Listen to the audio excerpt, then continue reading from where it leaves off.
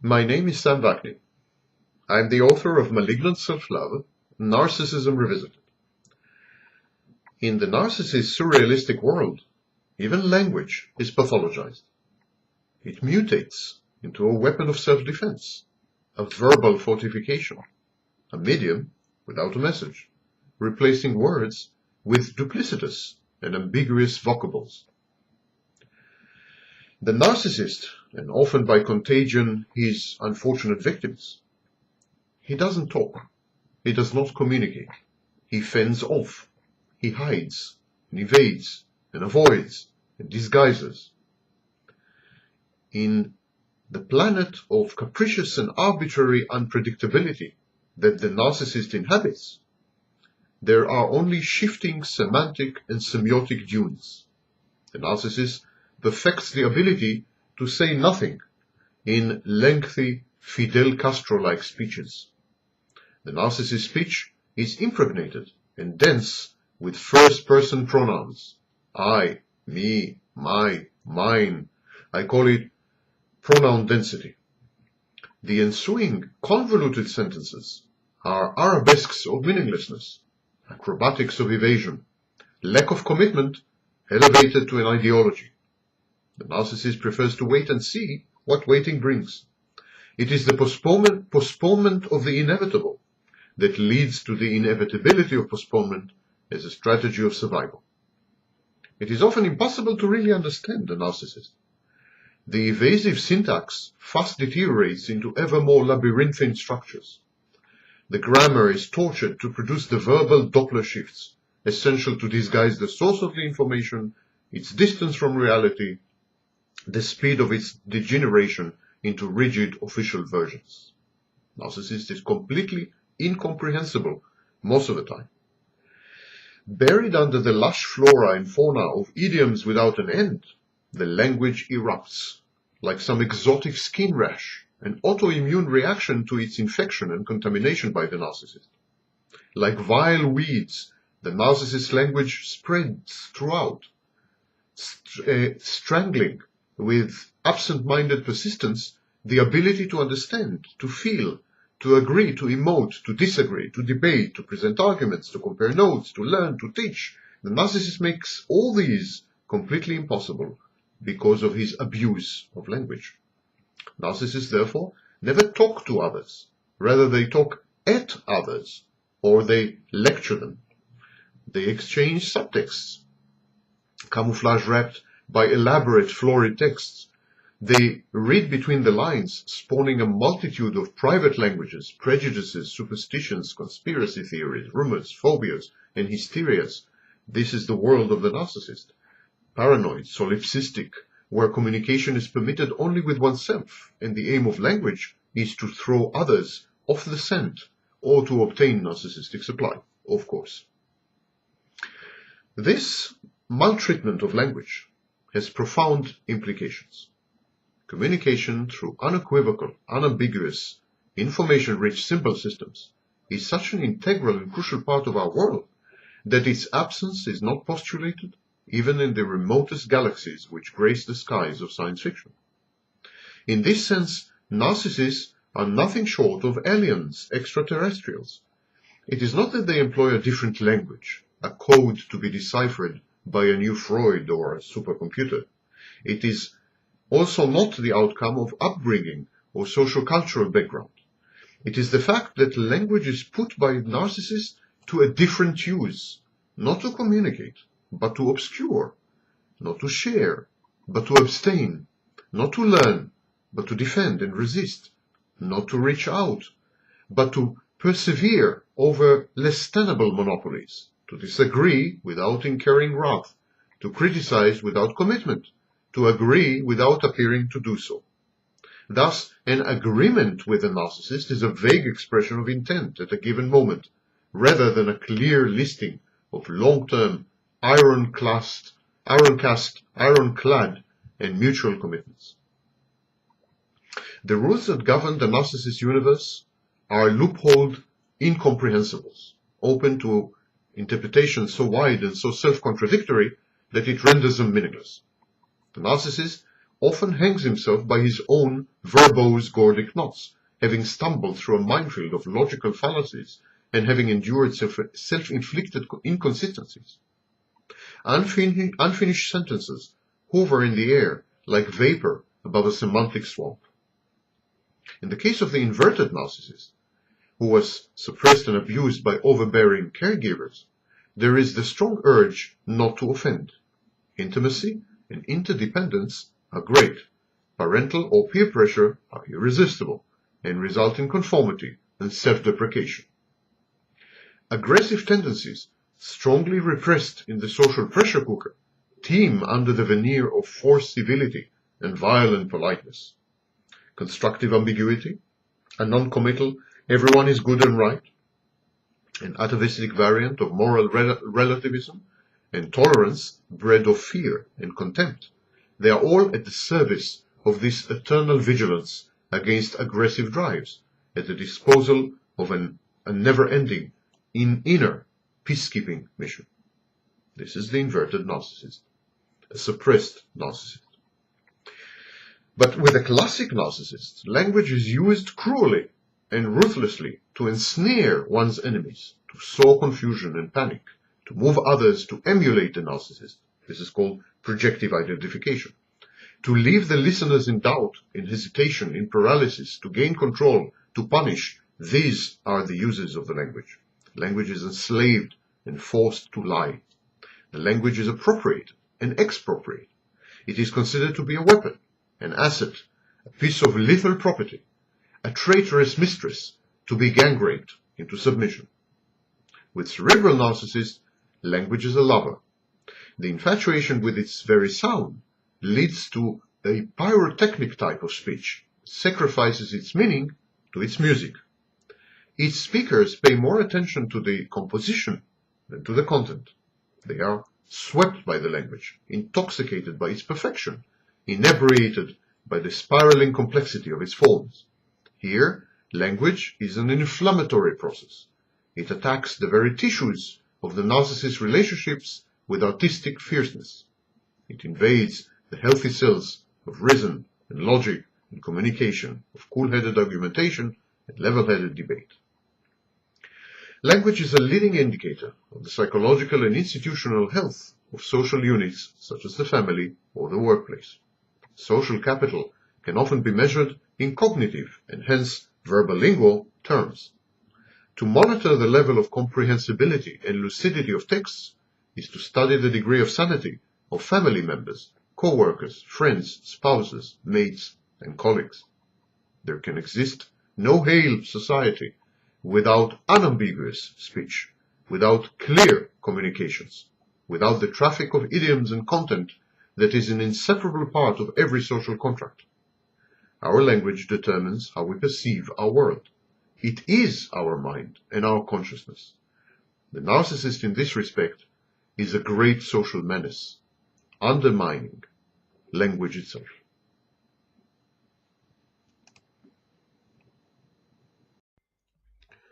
Narcissists use words, and you use words. Narcissists even use sentences, and you use sentences. The speech of narcissists is comprised of grammar and syntax. And shockingly, your speech, sometimes, is comprised of grammar and syntax. So what's the difference between the narcissist's speech acts and your speech acts? What's the difference between the way the narcissist communicates and the way you communicate? Well, the difference is very simple. The narcissist does not use words and sentences and language to communicate. The narcissist leverages language in order to impress you, manipulate you, coerce you, and so there's never a dialogue.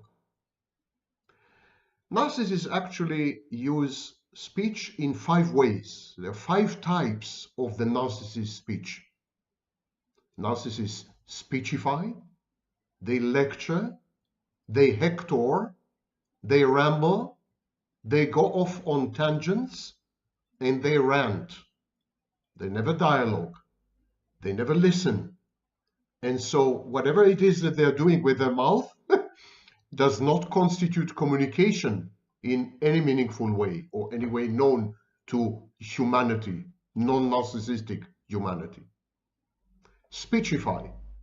I'm going to read to you the dictionary definitions from a variety of dictionaries. Speechify is to deliver a speech, especially in a tedious or pompous way. Sounds familiar? These videos, for example.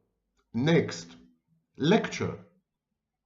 An angry or serious talk given to someone in order to criticize their behavior or to establish the superiority, the supremacy of the speaker. That is a lecture. The narcissist also hectors. To hector is to talk and behave towards someone in a loud and unpleasantly forceful way, especially in order to get them to act or to think the way you want. It's a kind of moralizing. Pro-social narcissists, a communal narcissist, usually hector. Next, narcissists ramble. To ramble is to talk or to write at length in a confused or inconsequential way. Narcissists go off on tangents.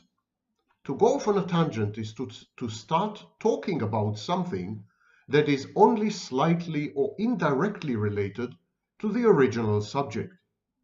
And finally, of course, narcissists rant. To rant is to speak or shout at length in an angry, impassioned way, the way some Vaknin does. Okay, these are the 5 ways the narcissist uses speech and language. The narcissist speechifies, lectures, hectors, rambles, goes off on tangents, and rants, never dialogues, never listens. This is called in psychology elocutionary act. There is a theory of speech, by the way. It's known as the theory of speech acts. An elocutionary act is the act that is performed by saying something as opposed to the act of speaking itself. So when you say something, when you ask something, when you order something, when you threaten people, when you convey information, you're engaging in an elocutionary act. And you're doing this by speaking. And the speech itself is the locutionary act. Okay? So elocutionary acts are intended to impact other people, to cause an effect on others, to persuade people, to amuse people, to inspire people, to inform people. Elocutionary acts are directional. They are directional speech acts. In this sense, they're very reminiscent of emotions. And so there is a connection between locutionary acts, which is the anatomical, physiological speech, elocutionary acts, which is what you're trying to do when you speak, and perlocutionary acts, the results of the speech. Okay? This is the theory of speech acts.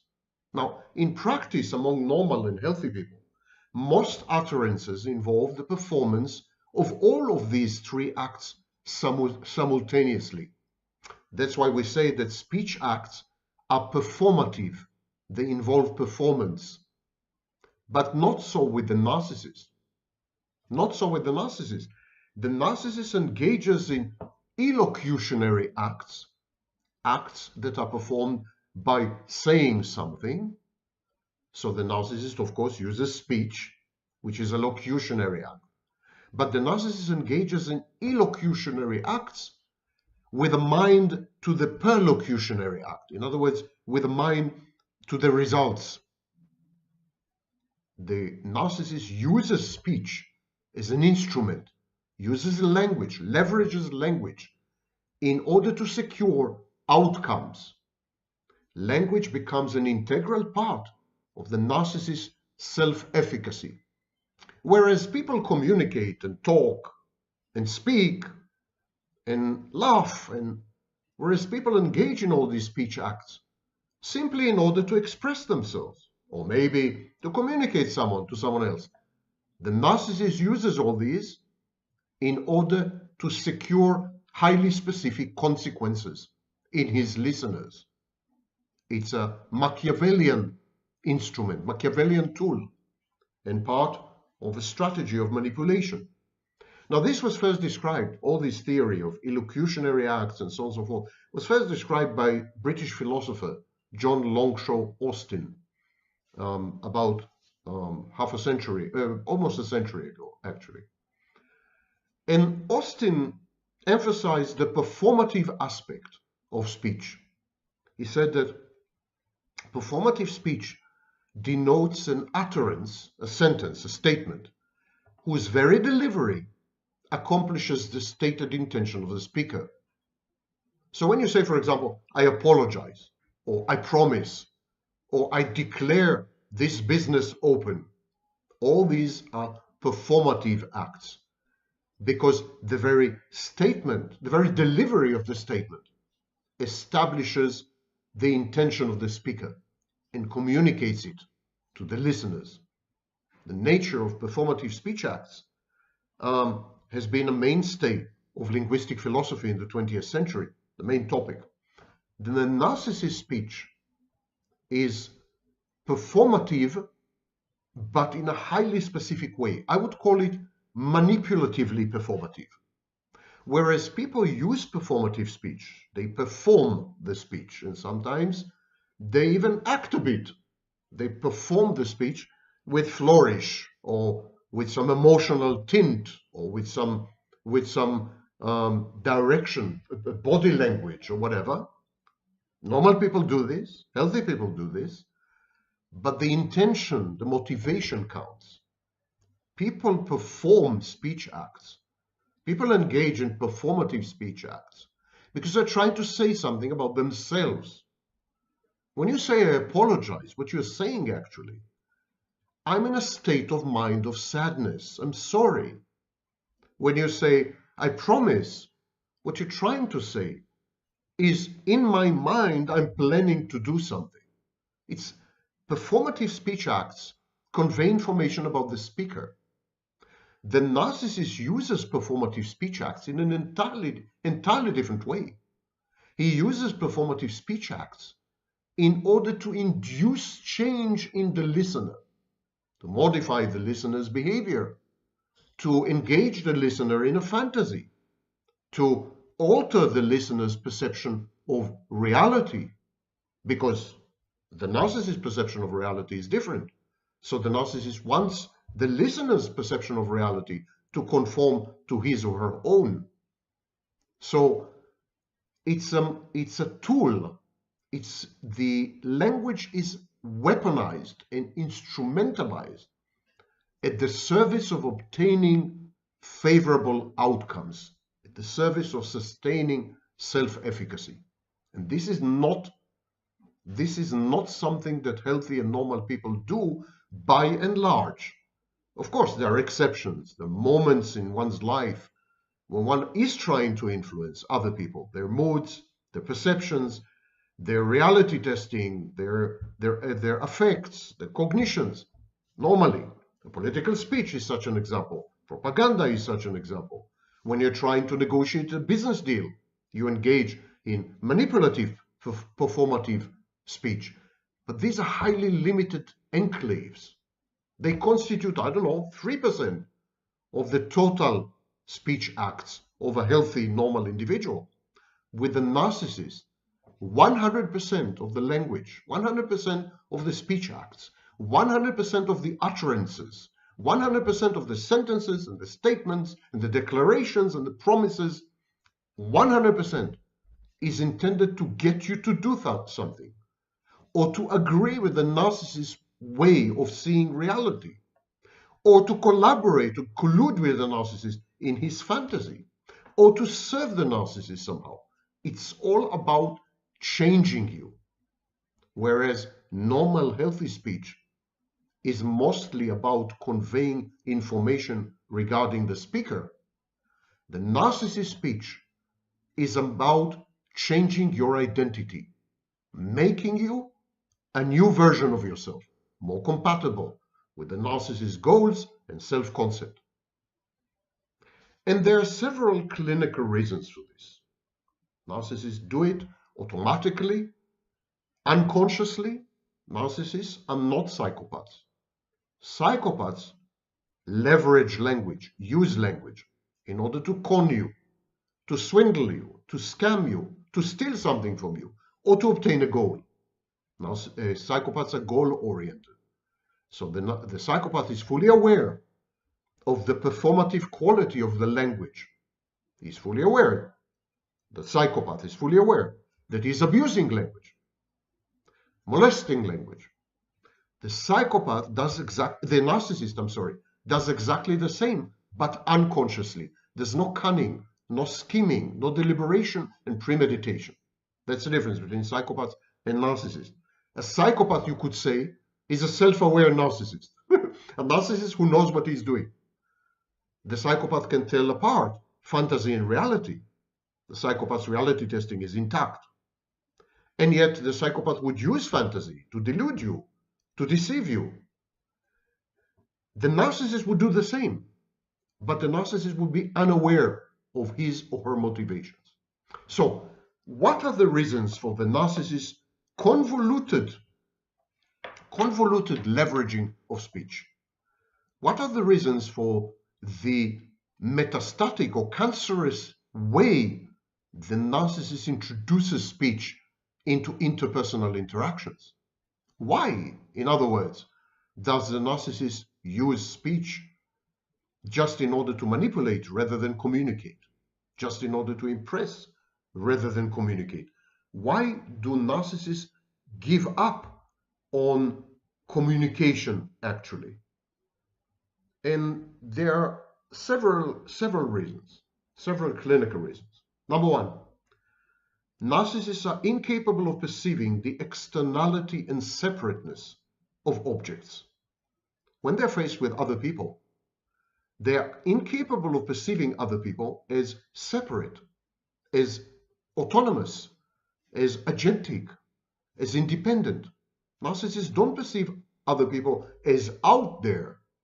They perceive other people as internal objects. There's a confusion between internal and external. It's a bit psychotic. So the narcissist engages in inner dialogue, internal dialogue, among internal objects. All the narcissist speech is internalized, interiorized, so that actually the interaction takes place between the narcissist and your representation in the narcissist's mind. When the narcissist talks to you, when the narcissist communicates with you, when the narcissist uses language in his interaction with you, he is not talking to you. He is not communicating with you. You don't exist. You're not there. What the narcissist is doing, he is verbalizing an internal dialogue with the inner object, with the internal object, with the introject that represents you in the narcissist's mind, with your avatar. So that's why the narcissist speech is so bizarre in many ways, because it's as if you're not there, as if you were transparent or something. The narcissist doesn't talk to you, he talks at you, and I would even say that the narcissist talks through you. That's clinical reason number one, the inability to perceive other people as out there, external. Reason number two, as I mentioned, narcissists seek to impress and seek to manipulate, not to communicate. And the reason is that narcissists devalue interlocutors. Narcissist regards you as a threat. If you're more intelligent than the narcissist, more knowledgeable than the narcissist, more sociable than the narcissist, more qualified, more trained, more educated, more skilled, more anything, you're a threat. And because the narcissist always takes into account that you might constitute a threat, his defense or her defense is to devalue you. The minute the narcissist starts to talk to you, there's a process in his mind that devalues you, denigrates you, demeans you, criticizes you, degrades you somehow. When the narcissist starts to talk to you, and you could be anyone, you could be a bank teller, you could be a taxi driver, you could be a waiter or waitress, you could be a spouse, you could be a child, the narcissist's own child, you could be a pastor, you could be the prime minister. The minute the narcissist starts to talk to you, he generates an internal object which represents you in his mind, and then he proceeds to devalue this internal object. He says to himself, my interlocutor, the person I'm talking to, is inferior to me because I'm godlike and I'm infinitely superior. So the opinions of my interlocutor, the knowledge of my interlocutor, the contributions of my partner to this conversation, contributions, the opinions, the knowledge are inferior to my own. So there's a narrative which devalues the other participant in the conversation. The partner in the dialogue devalues the other person, the interlocutor, and elevates by comparison the narcissist into a position of uncontested superiority. And finally, narcissists overvalue their time and their contributions. They overvalue themselves. So this is known as overperception. The narcissist has an overperception of his own inputs and underperception of other people's inputs. A conversation is a series of verbal inputs, linguistic inputs, into a common pool, the pool of communication. So the narcissist says, whatever it is that I'm saying, whatever it is that I'm contributing to the conversation is vastly superior to anything my interlocutor can offer. And so because of this overperception and underestimation or devaluation of the other person's inputs, the narcissist is not interested in communication, regards it as a kind of waste of time. By positioning himself as a teacher, as a guru, the narcissist is not interested in what other people have to say. He is even irritated and irked when they insist on saying something, or when they offer criticism, even constructive criticism, or when they provide an alternative point of view, another angle, a fact the narcissist was unaware of. It triggers the narcissist, infuriates the narcissist. Consequently, the narcissist's responses and speech acts have little to do with what you have to say, with interlocutors. This is known as irrelevancy. You become irrelevant in the conversation. Whatever you contribute, whatever you say, whatever you promulgate, whatever you announce, whatever you declare, whatever you promise, whatever you convey, whatever you communicate, all your speech of whatever nature is utterly irrelevant. The narcissist is having a conversation with himself, mediated via your representation in his mind. He is using you, kind of, using your presence in his mind to talk to himself. And so his responses strike you as bizarre. His speech has nothing to do with what you have just said. Narcissists are focused on self-enhancement. They're totally solipsistic. Sometimes the narcissist part of the dialogue appears to be disjointed, coming out of nowhere, having nothing to do with what you've just said or what you've just asked even. The narcissist speech can sometimes, on rare occasions, degenerate into what is known as disorganized speech, word salad. When the narcissist experiences injury, real, imagined, anticipated, or incipient.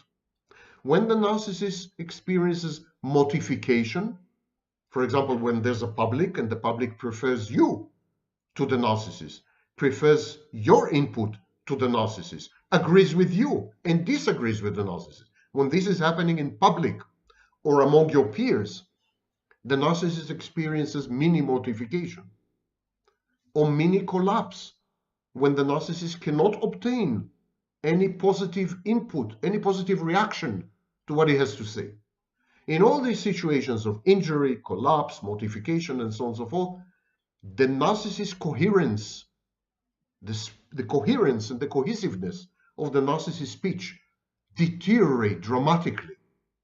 The narcissist begins to stutter, to fumble, to fidget, to mumble, to ramble, to rant, and to go off on very eccentric and schizotypal tangents. Narcissist organization totally crumbles. The precarious balance of the narcissist's inner world collapses, and a variety of internal objects begin to interact with each other in a highly unstructured manner. It's total chaos. And so, on rare occasions, the narcissist would resemble someone with schizophrenia, actually. But that is rare. In the vast majority of cases, throughout the narcissist's corpus of communication with other people, the narcissist would be talking to himself, using the presence of other people as an excuse, and his speech would be intended to mold you, to shape you into something or someone that coheres, adheres, and conforms to your representation in his mind. The narcissist speech would attempt to take away from you any demonstration or evidence of independence, personal autonomy, agency, the ability to interact with other people. So try to isolate you somehow, modify your behaviors, or eliminate them altogether, paralyze you, in effect. So narcissist speech is an awesome weapon, very dangerous weapon. And it is through language that the narcissist coerces you into becoming what you have never been, into losing your identity, into introjecting the narcissist, inviting this hostile presence into your mind, like a Trojan horse or a fifth column. And then from within your mind, the narcissist uses language to stage a hostile takeover, a merger that has never been wanted. And gradually you dissipate and dissolve and disappear in the narcissist's acidulous, acidic, acerbic speech. A speech that never strays too far from bullying.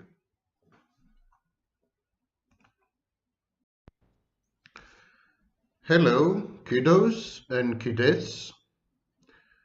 My name is Sam Vaknin. I'm your favorite author of Malignant Self-Love, Narcissism Revisited, and a professor of psychology. And today we have a very interesting topic. Narcissists of all stripes, overt narcissists, covert narcissists, somatics, and cerebrals, narcissists who are passive-aggressive, and narcissists who are not, all narcissists, they use code. They use a cipher. What you see, what you hear, is not what you get. And today I'm going to teach you to decipher the code, to decode the narcissist's speech act, to understand that he is not trying actually to communicate, he is trying to conceal, and the various multifarious techniques that he uses in his attempt to manipulate you via this concealment. It's very pernicious, it's very insidious, it's very subterranean, it's invisible to all other people.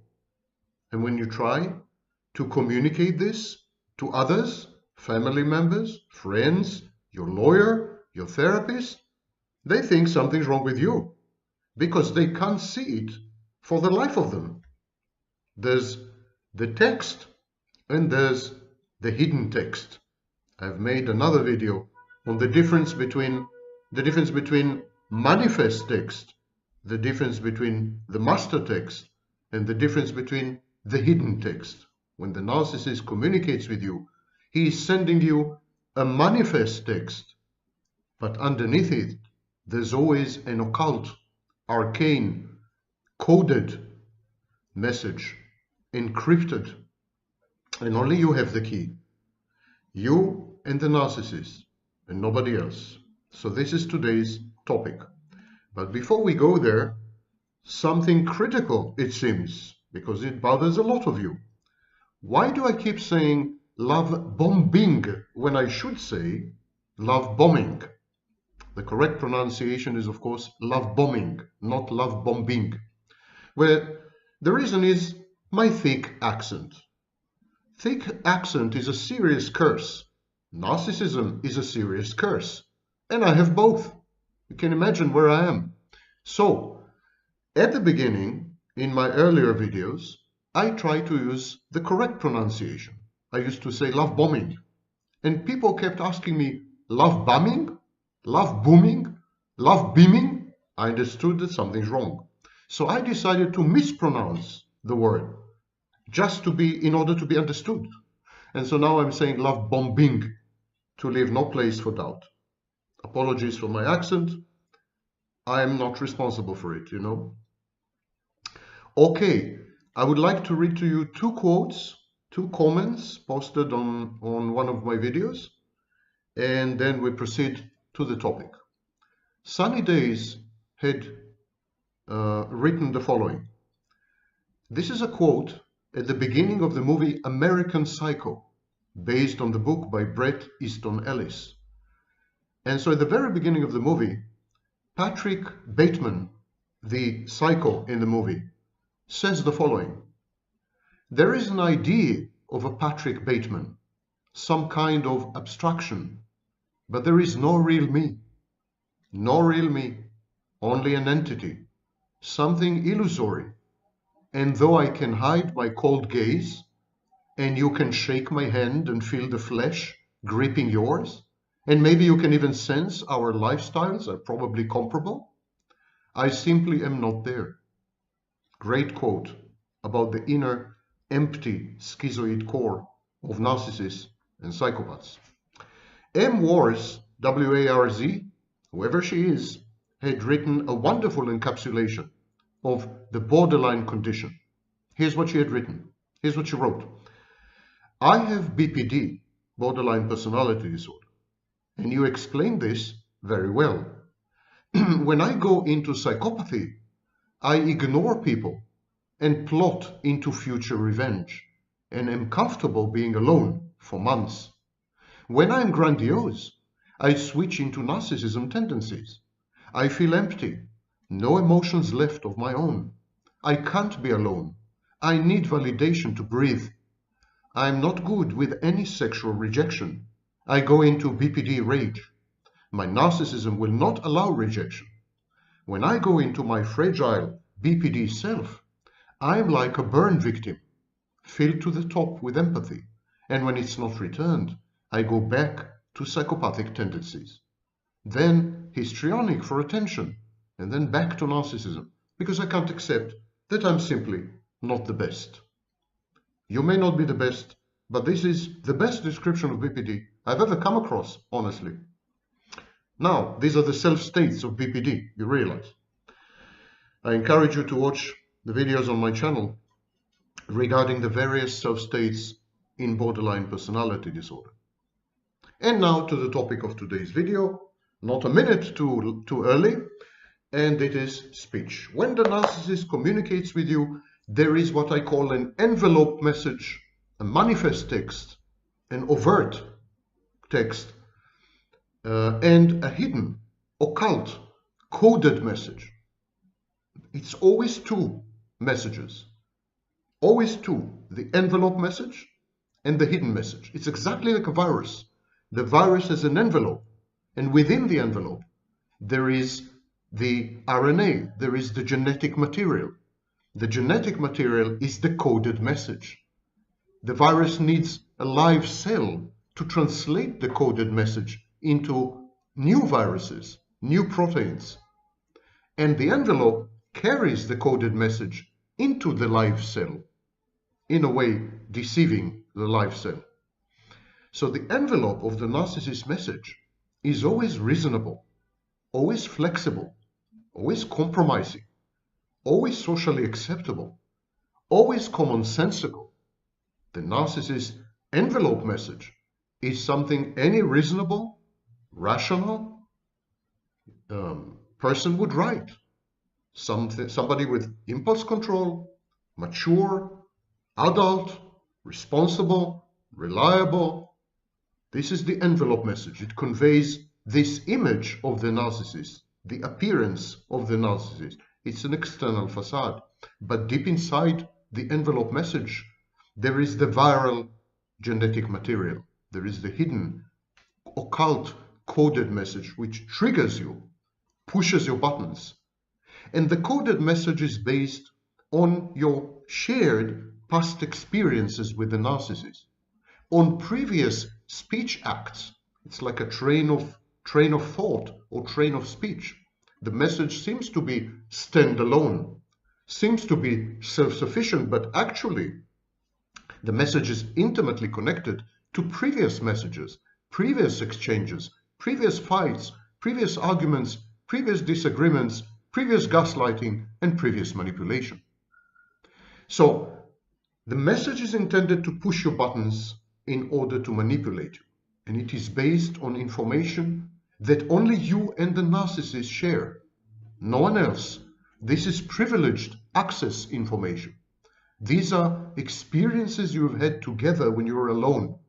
These are things he had told you and things you had told him that no one has ever become privy to. So the hidden message uses several leverages, deploys several techniques. And let's review them one by one. The first technique is counterfactuality or non-facticity. In other words, the hidden message assumes that you had agreed on something that you had never agreed upon. The hidden message pretends that you have a compact, that you have a contract, that you have decided on a course of action, that you have concluded something, that there is a decision already made, that there is a choice already adopted. But none of it is true. It's counterfactual. It's against the fact. The hidden message implies that the big picture is totally agreed upon. Now, let's go to the details. And that is, of course, an element of shared fantasy or shared psychosis. So counterfactuality is the first technique. The second technique is the victim stance, the victim language. The narcissist always pretends to be the victim. He's actually not pretending. He truly believes that he had been victimized. Victimhood provides him with moral justification for his misdeeds and misconduct on the one hand, and with social approbation and support on the other hand. Victimhood, in other words, is useful. And so he maintains the victim stance and language well into his hidden messages. And never mind what you say, and never mind what you do, and never mind how you behave. You will always be cast. You will always be described as the abuser. The abuser is your role in the hidden message. And the narcissist insists ferociously, vehemently on his victimhood position. He is a victim, and you will not deny him his victimhood. It's his comfort zone. And he uses projective identification. Projective identification is when the hidden message pushes you, manipulates you into abusing the narcissist, elicits from you an abusive reaction. The narcissist forces you to become an abuser, because when you're an abuser, he's a victim. When you're the villain, he has the moral upper hand. So he needs you to be the abuser. He needs you to be the villain. He needs you to act narcissistically and psychopathically, and indeed most victims of complex trauma develop narcissistic, psychopathic, and borderline traits and behaviors. And these are reactive to the narcissist's constant messaging, constant signaling. I'm a victim, you're an abuser. I'm a victim, you're an abuser. It's brainwashing. The third technique is projection.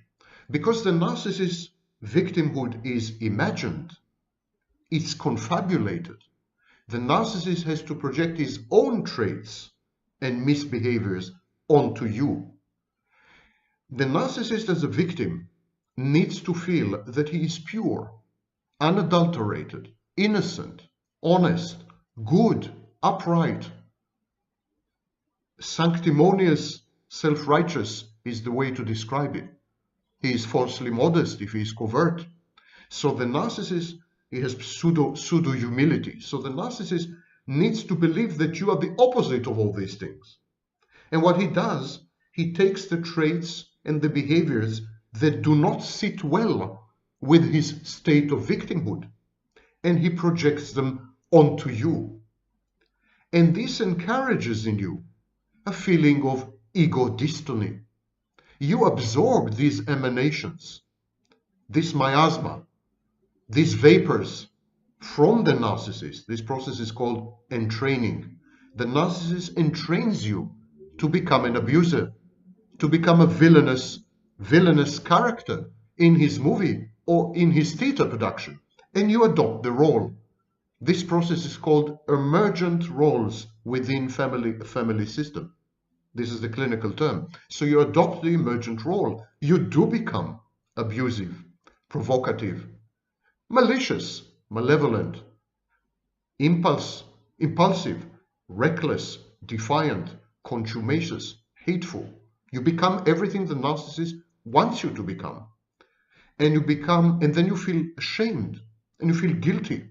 The narcissist guilt trips you, sows in your mind the seeds of self-doubt. Maybe he is right. Maybe I am the abuser. Maybe I am the narcissist. And the narcissist accomplishes this incredible feat of reversal of roles via his hidden messages. These hidden messages contain the projection.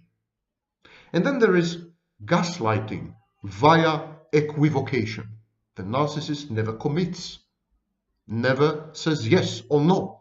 He says maybe, or really, or if you say so, or I could have agreed had, it's always equivocal. It's always ambiguous. It's always in the air. It's always a maybe.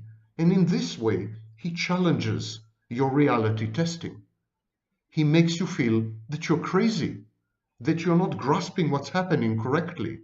He rewrites history, and he rewrites your mind in the process.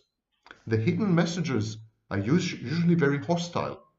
The more appropriate, proper, formal the message is, the more hostile it is. This is passive aggression.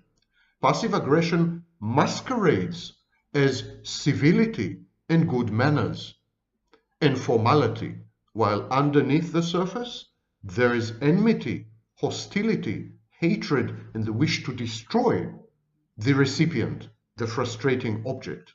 So there's a lot of hostility, and you pick up on it. Your sensors, your seismic sensors, via empathy, pick up on this hostility, and it destabilizes you, because being hated is an abnormal state. And you kind of ask yourself, why am I hated? Is it justified in some way?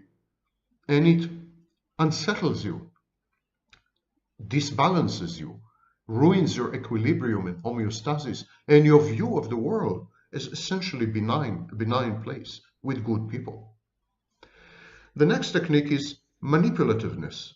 Manipulativeness and coercion via provocation. The narcissist provokes you exactly into acting the way he wants you to act. The narcissist is a puppet master, and his hidden messages convert you into a marionette, into a puppet. The narcissist, for example, ignores your input or your requests as though you had never spoken. He renders you invisible and transparent. Mini break. And feeling invisible and transparent is the worst fear in the human mind. To not be seen is the most rudimentary, primordial, and first terror in the baby's mind. The baby needs to be seen by his mother just in order to survive. Babies who are not seen are not fed. Babies who are not fed die. To be seen is a survival strategy. The narcissist, by ignoring things you say, by ignoring your requests, your wishes, your preferences, your priorities, your emotions, cognitions, by rendering you invisible, by not seeing you as a strategy, threatens your survival, at least your mental survival. The narcissist also malingers, procrastinates, delays, postpones endlessly, wears you down. This is passive aggression. It's another technique borrowed from passive aggression. He promises, and he promises to promise, and then he promises that his promises to promise were real promises, and he is going to promise you, and then he promises you, and it never happens. Nothing ever transpires. Nothing reaches conclusion or closure or result or outcome or anything. It's like wading through a swamp. It's like, swimming in jam. It's sooner or later it becomes quicksand and you drown in it, inexorably pulled down by his constant procrastination. Some narcissists procrastinate because they're perfectionists. They insist on a perfect outcome. But the majority of narcissists procrastinate in order to frustrate you. Their procrastination is actually a transformation of aggression. The same thing with forgetfulness. Narcissists forget. They forget as a habit. They are professional forgetters. They forget what you had asked. They forget your requests. They forget arrangements and agreements. They forget promises. They keep forgetting dates and hours and times and schedules and everything. Forgetting is another form of aggression together with procrastination and truancy. The narcissist is absent physically or mentally, emotionally, or both. In most cases, both. He is truant. He is not there. And he is not there. He makes sure to not be there in the most crucial moments when you really, really need his presence for something. In order to decide something, in order to conclude something, in order to move on, in order to, establish a schedule, in order to meet someone, in order to do business. And at the very crucial moment, you can count on the narcissist's sudden, inexplicable absence with some stupid excuse. And neglect, forgetfulness, procrastination, and truancy are the four horses of the narcissistic apocalypse. They are intended to inflict upon you Armageddon, to destroy you totally. There is intentional inefficiency, stubbornness, pseudo-stupidity, faking it, I didn't understand, I'm sorry, and outright sabotage. And all these are passive-aggressive techniques. The key to communicating with a narcissist effectively is to ignore the hidden message, to ignore all this, to not respond to the occult message, to the hidden message, to not allow the narcissist to push your buttons and triggers. But some people find it very difficult to accomplish. Some people are still in the throes of a relationship with the narcissist, or the narcissist still has some hold over them via his introject, for example. The narcissist is inside your head. Even when he's long gone physically, he's still inside your head. You can get yourself out of the narcissist, but you cannot get the narcissist out of yourself. So the best solution is to use professionals to communicate with the narcissist. If you can help it, never ever communicate with the narcissist directly. Force him to communicate with your lawyers, with your accountants, with your best friend, with your family member, with your father, with someone. Force him to communicate with people who are oblivious to the hidden message. You remember that the hidden message is based upon shared experiences, shared past, shared communication in the past. And so people from the outsiders, they simply don't spot, they don't detect the hidden message.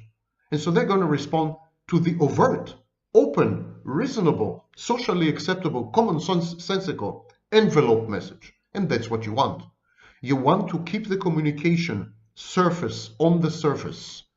You do not want to go deep with the narcissist into the rabbit hole of his communications. So if you refer the narcissist to other people who are constitutionally incapable of even detecting the hidden message, the communication will devolve into envelope communication, surface communication, and you will not be triggered into actions that you're bound to regret later. If at all possible, go no contact.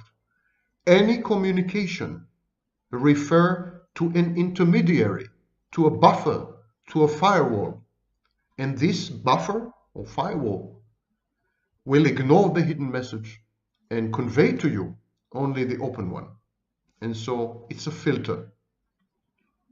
The narcissist engages in something called palindromic speech.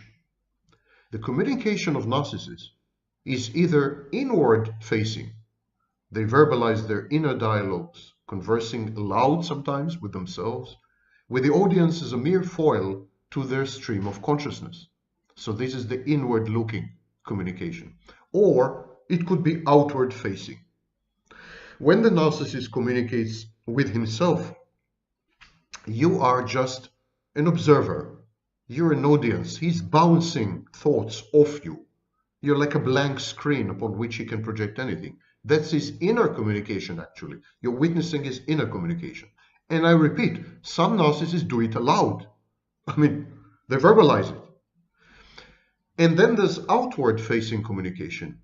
Narcissists talk in order to impress their interlocutors, in order to evade actually providing information, to obfuscate vulnerabilities. So what they do is they don't communicate, they impress, they manipulate, they obfuscate, they obscure, they evade. Narciss in the language is a narcissistic weapon in the narcissist arsenal. Pay attention to several warning signs. Number one, the use of indefinite pronouns and modifiers like this, or someone, or that.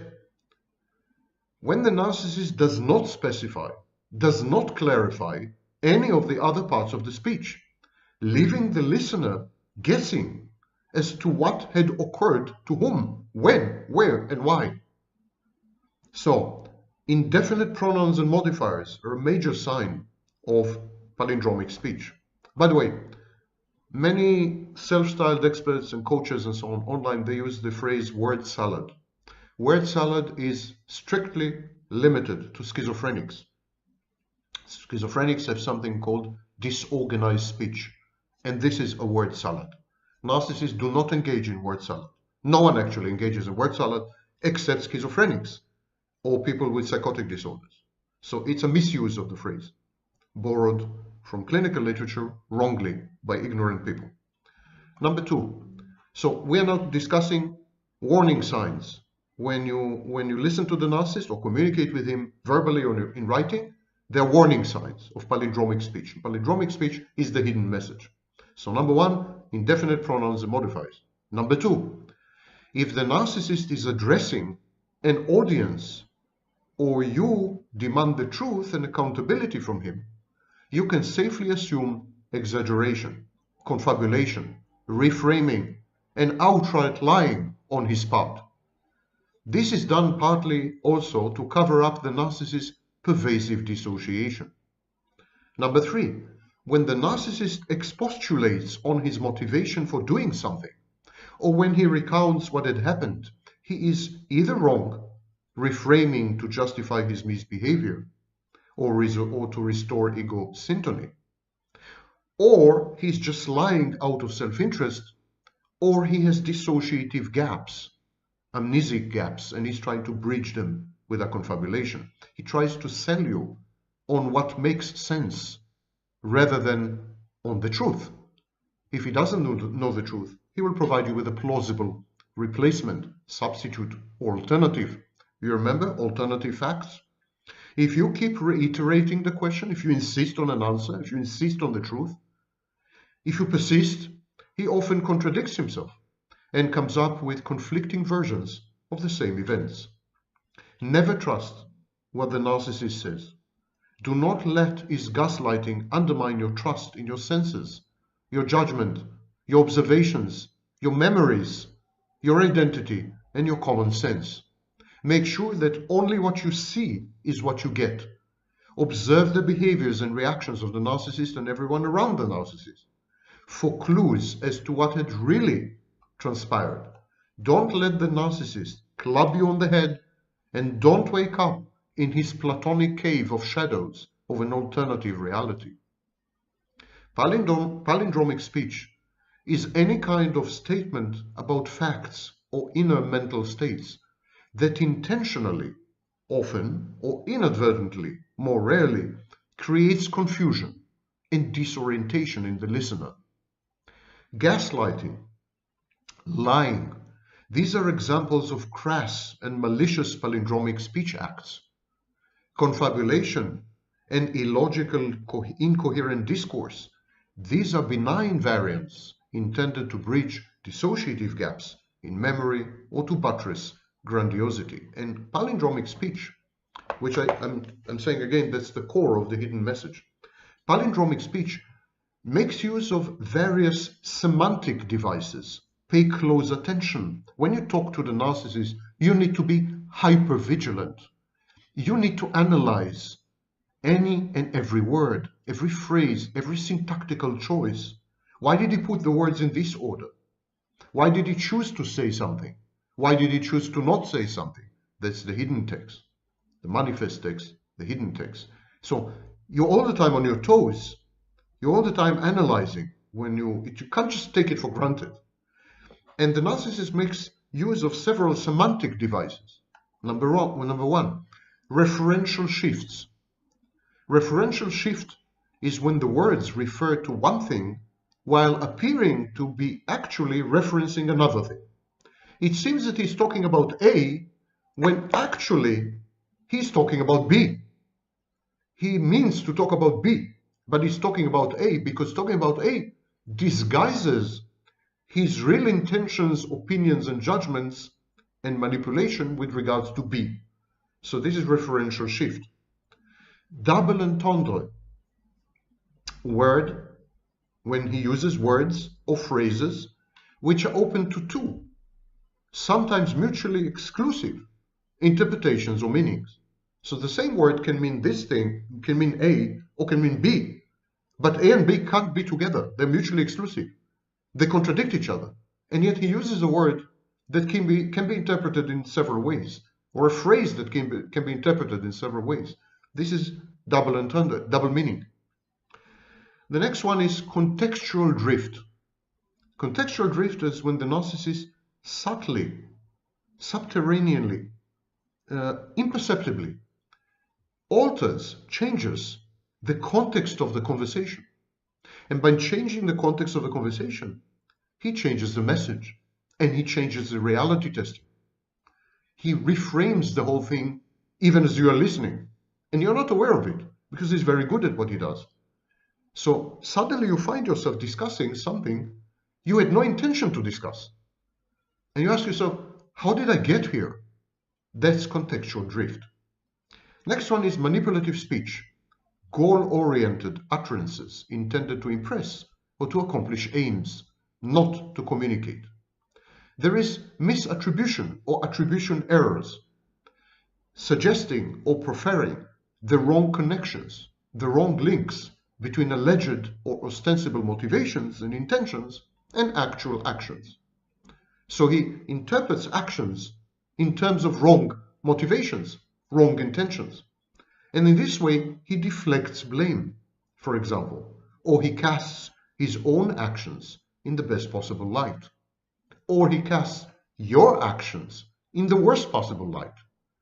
He assigns roles, and he assigns roles by misinterpreting, very often deliberately, intentions and motivations. Some narcissists, small minority, are paranoids.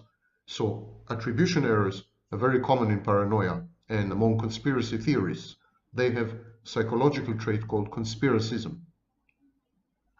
The next semantic device used in palindromic speech and hidden messages is circumstantial mitigation, an external locus of control, a victim stance. Events conspire, people collude to yield the misconduct. And so he says, I misbehaved, what I did was wrong, but you're guilty.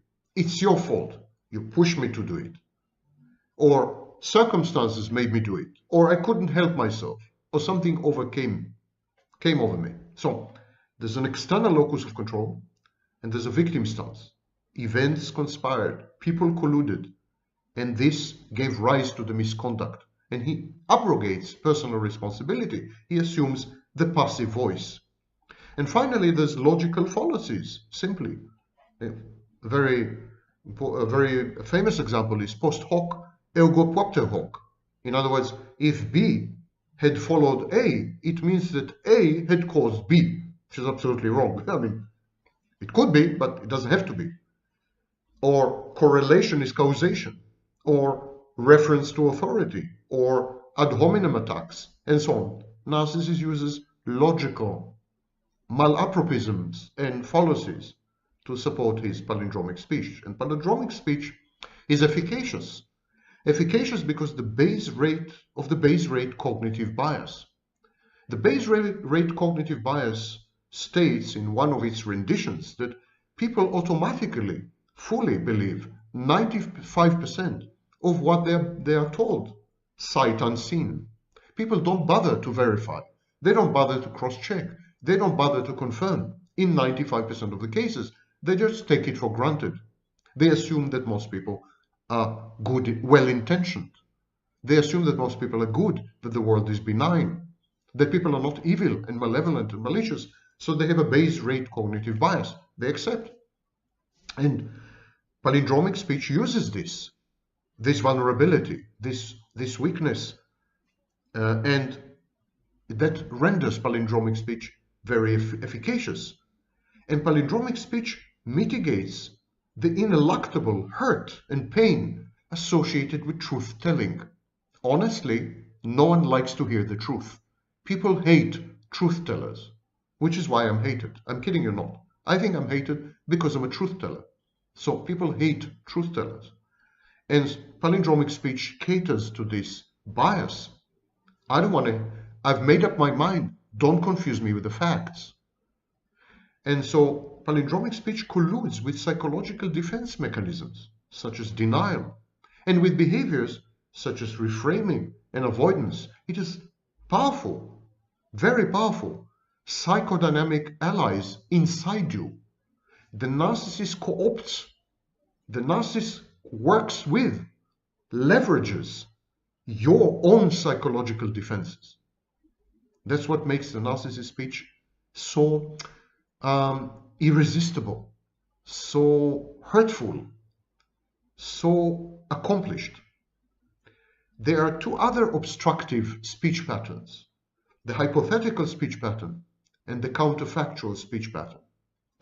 The narcissist, borderline, psychopath, they use hypothetical speech to test the waters, to see how their interlocutors would react to certain information.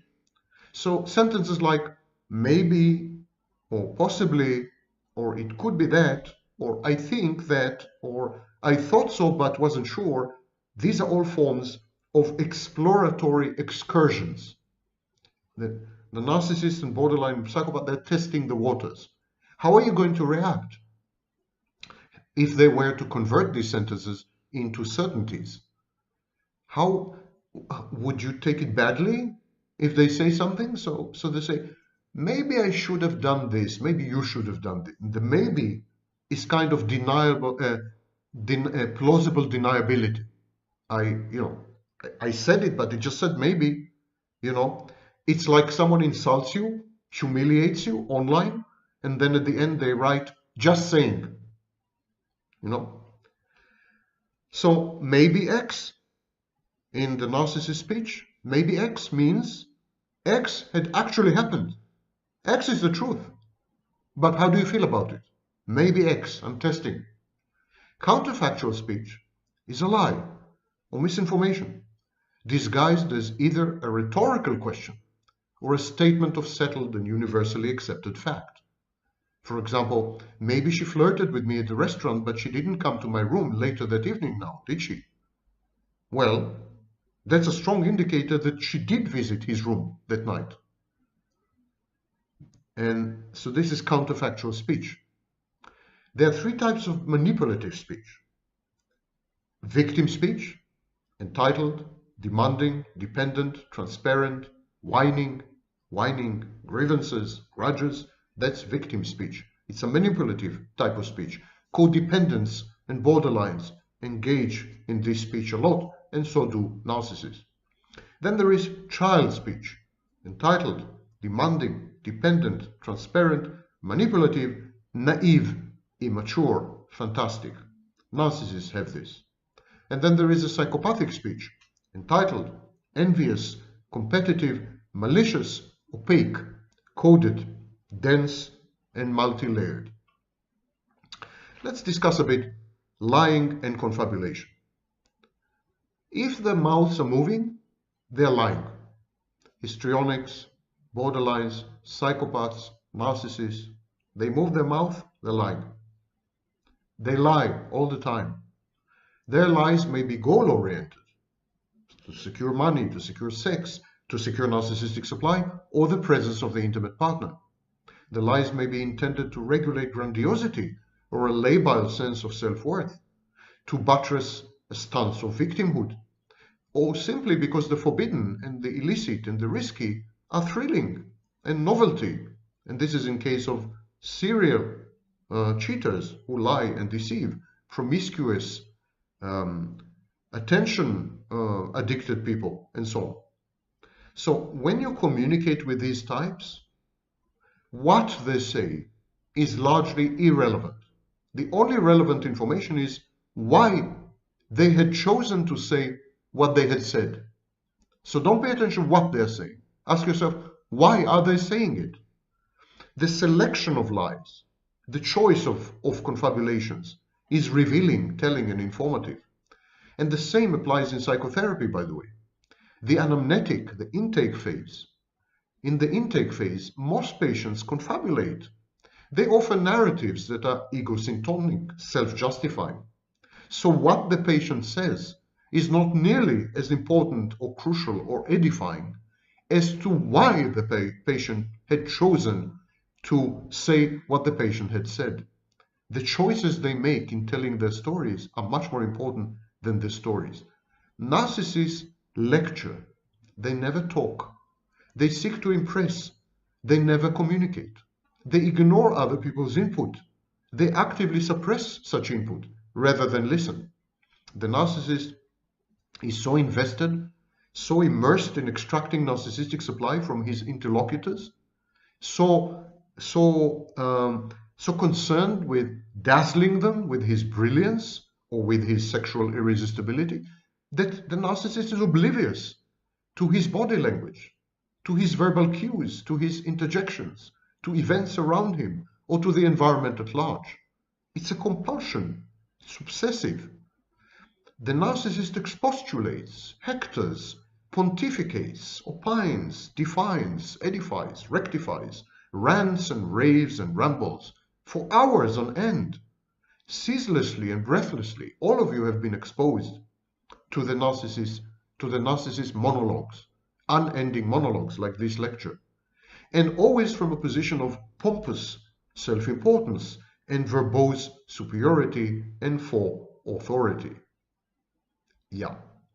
People, his mum and num audience find the narcissist exhibitionistic, delusional and coercive grandiosity so repellent, so off-putting, that they shun his unilateral company altogether at the end. That's why most narcissists are left alone. These people can't stand them anymore. But what about speech acts which are abusive? What happens when the narcissist, psychopath, borderline, never mind, abuse speech? Not only use speech, but abuse speech. There are three examples. Let's start with big picture evasiveness. It's my mini day. Let's start, it's Mini's day with me. Let's start with big picture evasiveness. Narcissists hate details. Narcissists are too self-important. The narcissist's life is too cosmically significant to be wasted on frivolous trivia and trifles. Narcissists are above the fray of the quotidien, of the daily, of the pedestrian. They concern themselves only with strategy, never with tactics. Narcissists lay out in sweeping synoptic terms the big picture. They leave it to lesser, inferior mortals like you to fill out and fill in the yawning gaps and to iron out the glaring inconsistencies in the narcissist's big picture and harebrained schemes. Any attempt to involve the narcissist in the minutiae of decision-making and the give and take of human endeavor is perceived by the narcissist as coercion, a humiliating, ill-intentioned, and deliberate challenge to his grandiose self-perception, his false self. The narcissist's unwillingness to dirty his hands with the routine, the mundane, virtually guarantee that his harebrained schemes, hastily laid plans, convoluted stratagems, guarantee that they will go awry, they will end in failure. The narcissist's coercive delegation of tasks, the cascade of often contradictory instructions, the grandiosity, the aggressive superiority that characterizes his expectations, his fantasies, his so-called planning, all these alienate and infuriate his bosses, his underlings, his employees, his collaborators, his partners, his suppliers, his customers, his intimate partners. Some narcissists end up acting all alone because of that. And some of the victims of the narcissist, the recipients of his harangues and his hectoring and preaching and tirades and vitriol and diatribes, some of these victims end up acting passive-aggressively and spitefully undermining the joint enterprise. Others, warned by the narcissist's aloofness and godlike detachment from reality, simply give up on him. They go through the motions robotically, awaiting the inevitable meltdown of the narcissist. Then, a second abusive speech act is alloplastic defenses and shifting the blame. Narcissists are hypervigilant, and consequently, they misperceive rejection and insults everywhere. Not being sexually desired, not occupying the center of attention, not garnering narcissistic supply, not being the alpha male in the room or the most intelligent person in the group, all these constitute grave narcissistic injuries to the false self. The psychopath, as distinct from the narcissist, is goal-oriented. So he regards the very same rejections as mere obstacles, challenges to be overcome. He says to himself, I am not desired, I will render myself irresistible, and I will make her jealous by triangulating, or I will just move on to the next target. I am not the center of attention, says the psychopath. If I want to, I will make sure that I am, and so on. So both narcissists and psychopaths are competitive. They are both hell-bent on winning and prevailing, but for different ends and reasons. The narcissist seeks narcissistic supply. The psychopath seeks power, money, connections, position, sex, and so on. The narcissist seeks to secure an uninterrupted flow. regulated flow of narcissistic supply. The psychopath simply aims to accomplish and achieve goals. Another facet shared by narcissists and psychopaths is their alloplastic defenses. They are never fully responsible. They're never to blame. They're never guilty, accountable. Their misconduct is never their own. They don't own their misconduct. Narcissists who cheat on their spouses, for instance, they're likely to say, I was drunk, I was taken advantage of, or you made me do it, or I had no choice under the circumstances but to act the way I did. The psychopath will use the theory of just desserts. Psychopath will say, they deserve it. They had provoked me. They mistreated me. They acted stupidly, so they had it coming. Or, I deserved it, so I took it. Or, this is the way of the world and I had to do what I did just in order to survive. A man has to do what a man has to do. The third abusive speech act is much more famous. I was the first to incorporate gaslighting into narcissistic abuse in 1995. Gaslighting preceded, of course, my work in 1995. You have descriptions of gaslighting as early as 1968 using the term gaslighting. But I was the first to introduce gaslighting into the discourse of narcissistic abuse when I coined the phrase narcissistic abuse. So, passive-aggressive gaslighting is an abusive speech act. Nothing is more infuriating than the passive-aggressive evasiveness or gaslighting of the narcissist or psychopath. It's like trying to hold on to a slimy goldfish. You can never catch, you can never kind of settle. There's no fixed point. Everything is in flux, everything is kaleidoscopic. You can't get a straight answer. You can't get to the truth of what had happened, if anything had happened. The narcissist and the psychopath denies that anything at all had happened. Then he parades a kaleidoscopic array of protean contradictory versions of what may actually have happened or occurred. Then he minimizes the meaning of what finally he grudgingly acknowledges had transpired. Throughout this teeth-extracting process, the narcissist implies that to dispute his claims or to doubt him is a sure sign of mental derangement and proof positive of an impaired reality testing, or else it's malicious. Having admitted wrongdoing, the narcissist axiologically reframes the transgression. In other words, he misattributes it to some values. He did nothing wrong in his book. The values of the injured party are old-fashioned, possessive, plain irrational. The other party is insanely jealous. The narcissist's misconduct is common or accepted where he comes from. It's a question of culture. He could not have acted differently under the circumstances and constraints of the moment. Isn't this understandable? Why do you keep harping at it? Can't we let go? He had no premeditated intention to act the way he did. It just simply happened. It just happened because he was drunk, or high, or stressed, or angry, or sad, or disappointed, or lonely, or miserable, or something. It's never his fault. Things happen to the narcissist, or the psychopath, or the borderline.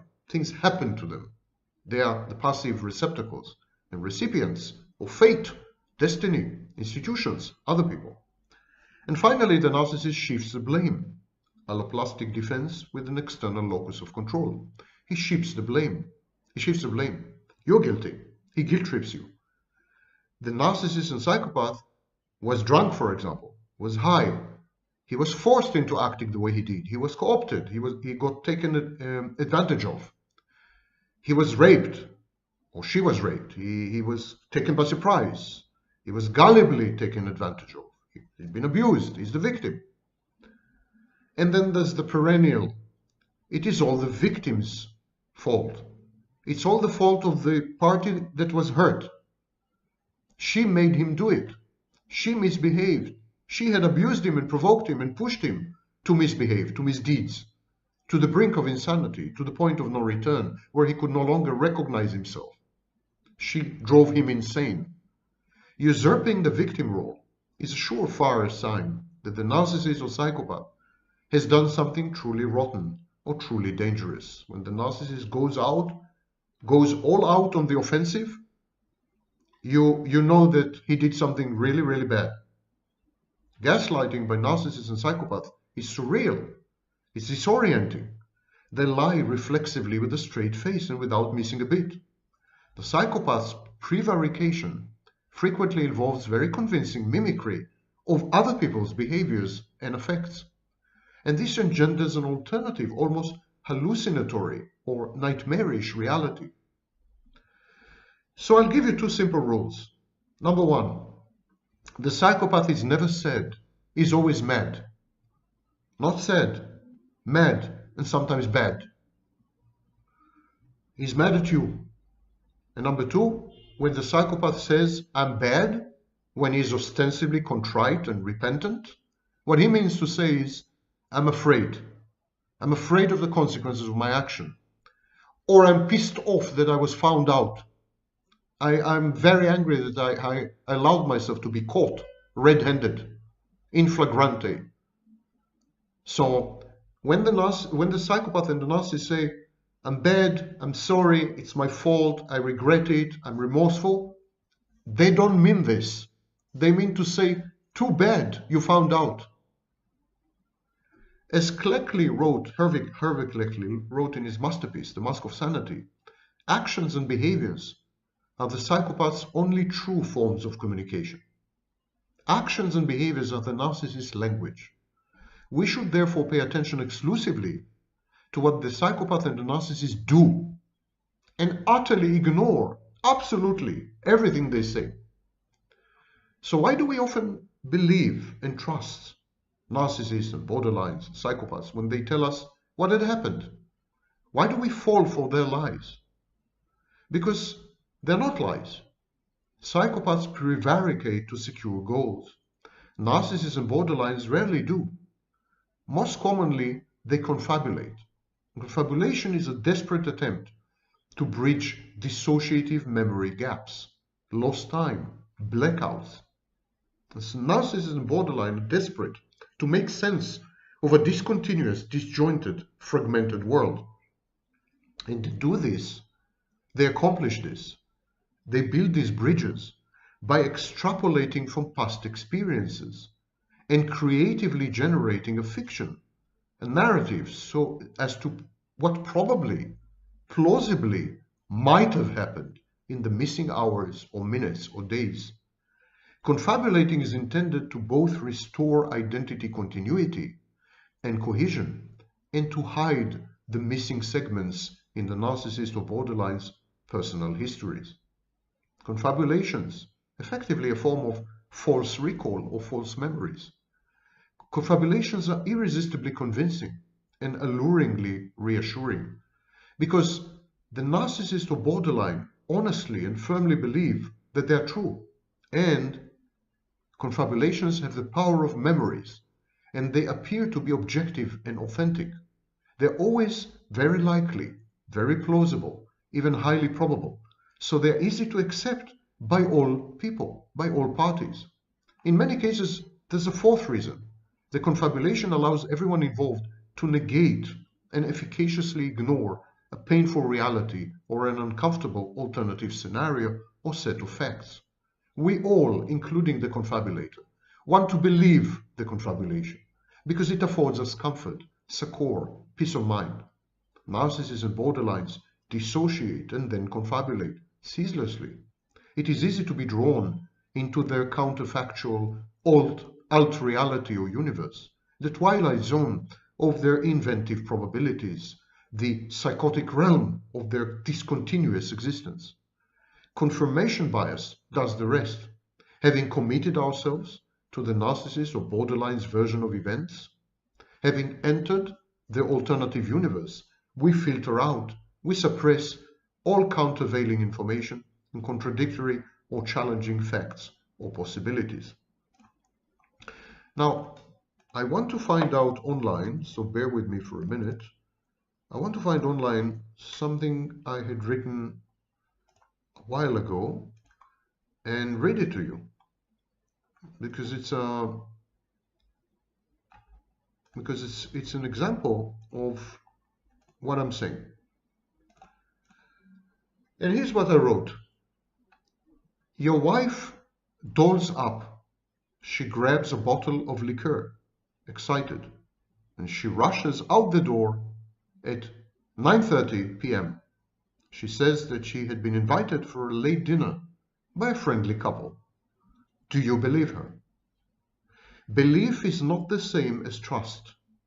Belief is purely cognitive, not emotional. First, you have to care enough to scrutinize and contemplate the issue. If the outcome is of no importance to you, the resource-efficient path of least resistance is to believe.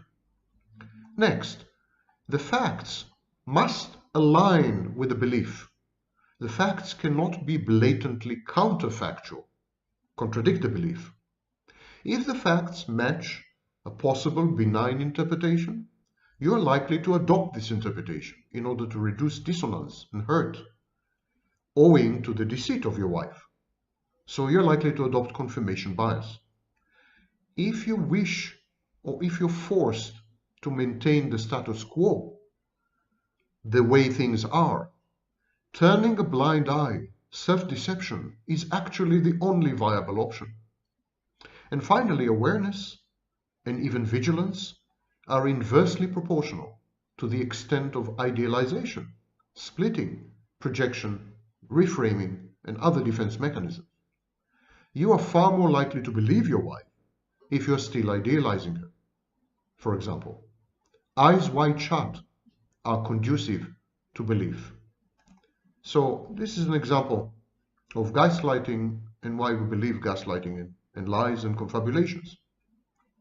I want to end with a general statement. There's no reasoning with the mentally ill. Mentally ill people cannot be reasoned with, cannot be analyzed with any rationality.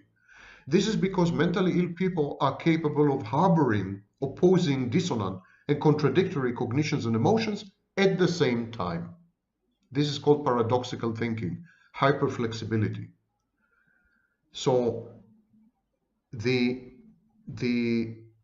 mentally ill person can at the same time believe two contradictory things, think two mutually exclusive things, feel ambivalently two conflicting emotions. You can't. Bateson called it the double bind. Lang dubbed it the incompatible knot. The speech acts and decisions of mentally ill people need to be deconstructed, not merely observed. From the outside, people with psychiatric or psychological problems appear to be impulsive, erratic, labile, unpredictable, antisocial, dysregulated, disempathic, dangerous, heartless, mendacious, and egotistical. But the truth is, mentally ill people are simply meandering along the conflicting paths of their psyche.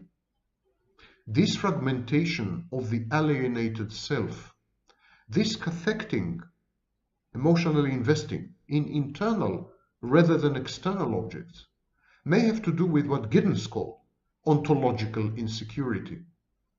Even in patients with milder syndromes, such as personality disorders, there is a glaring absence of order, structure, continuity, cohesive identity, meaning, emotional stability, reduced anxiety, and consistent positivity or negativity.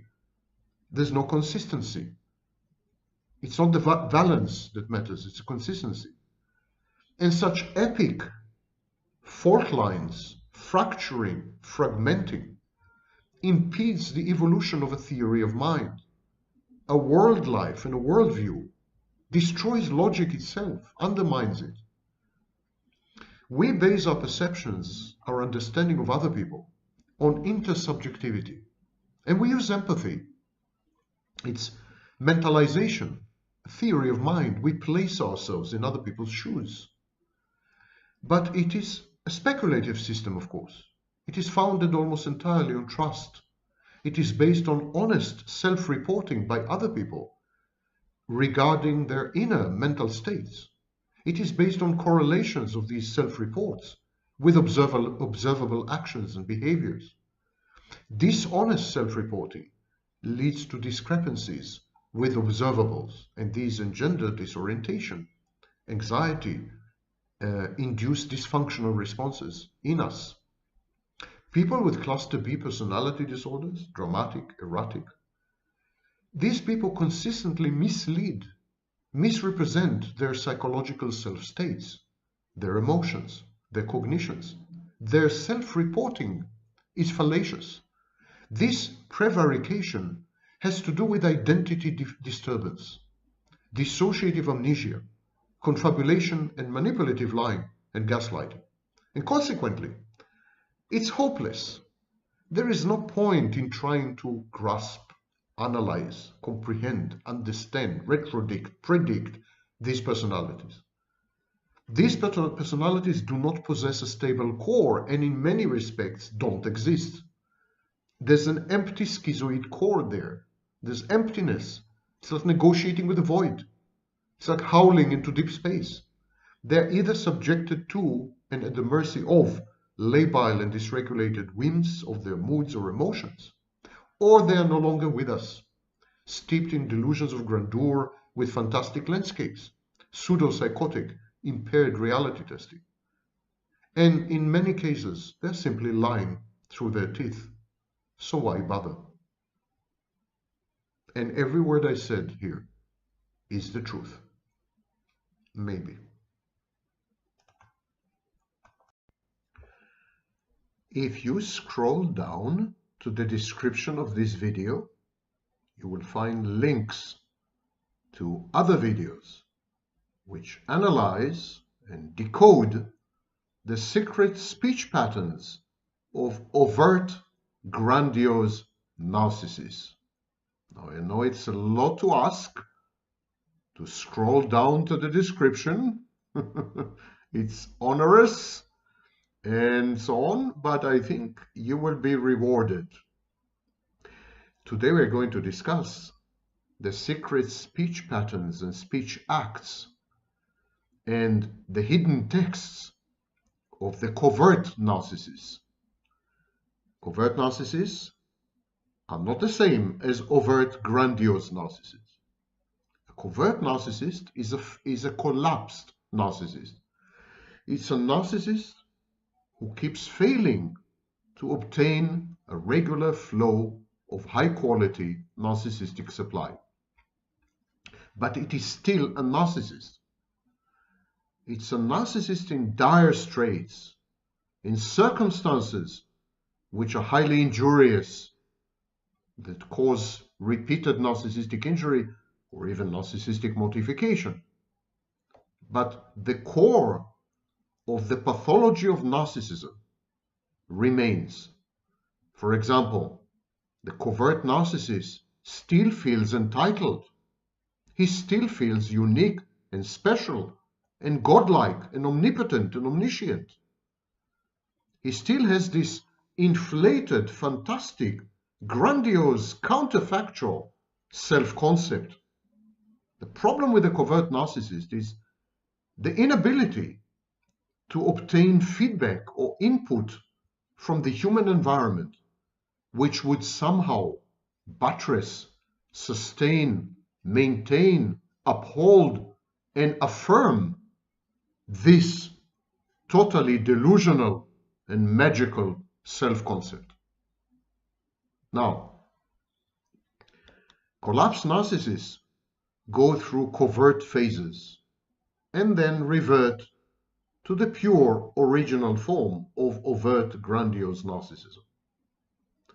But if the failure is persistent, repeated, and there's no way out, no strategy works, then this kind of narcissist will remain immured and immersed in a permanent state of resentment and bitterness and seething envy and suppressed rage and displaced anger. This is known as negative affectivity. And this kind of narcissist is what we call the shy or fragile or vulnerable narcissist. Now, when you say shy and fragile, you have in mind a puppy with puppy eyes, a cute little creature. So these epithets, these descriptions of the narcissist are very misleading. We're not talking about a shy, fragile, vulnerable sweetheart. We're talking a predator.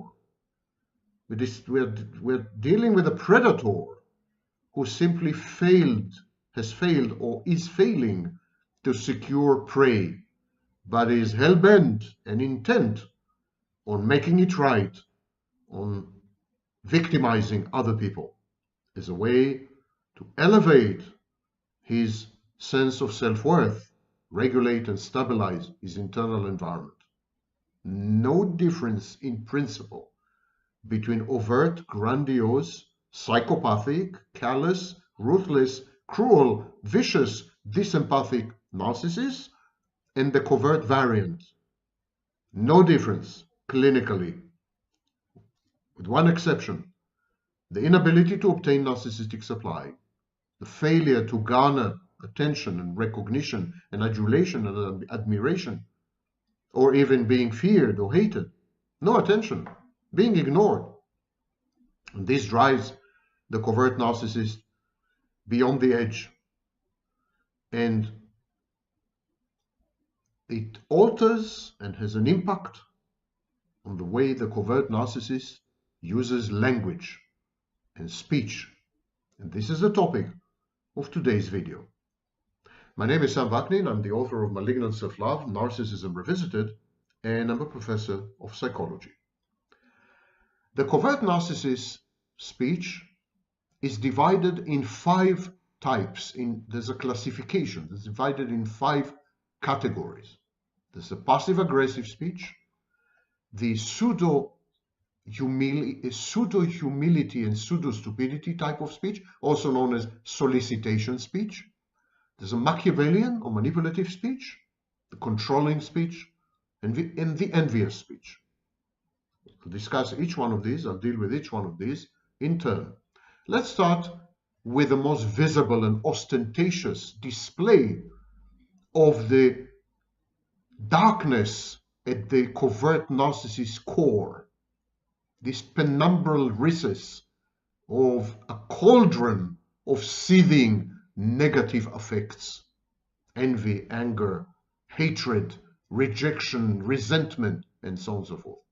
The most visible sign of all this is known as passive aggression.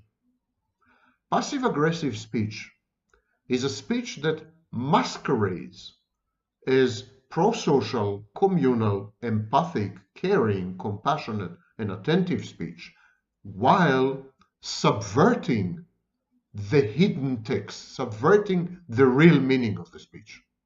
So what you see or what you hear is not what you get.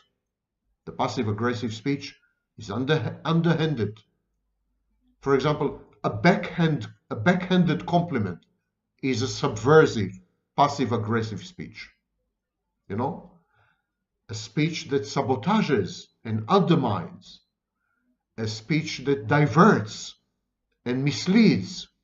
All these kinds of speech acts are passive-aggressive. Passive-aggressive is defined in the dictionary of the American Psychological Association as characteristic of behavior that is seemingly innocuous, accidental, or neutral, but that indirectly displays an unconscious aggressive motive. For example, a person who constantly keeps people waiting and then is baffled at why they resent this behavior. This kind of person is passive-aggressively disavowing an unconscious wish to be special and to provoke those who fail to acknowledge the specialness. So this is the definition in the dictionary. And passive aggression is typical not only of the covert narcissist speech, but also of covert narcissist behaviors. The behavior patterns of the covert narcissist are intended to subvert, to undermine, to ruin the foundations, to render interpersonal intercourse and relationships and interchange and exchange impossible. It is a speech this passive-aggressive aspect, the speech and the behavior, are actually nihilistic.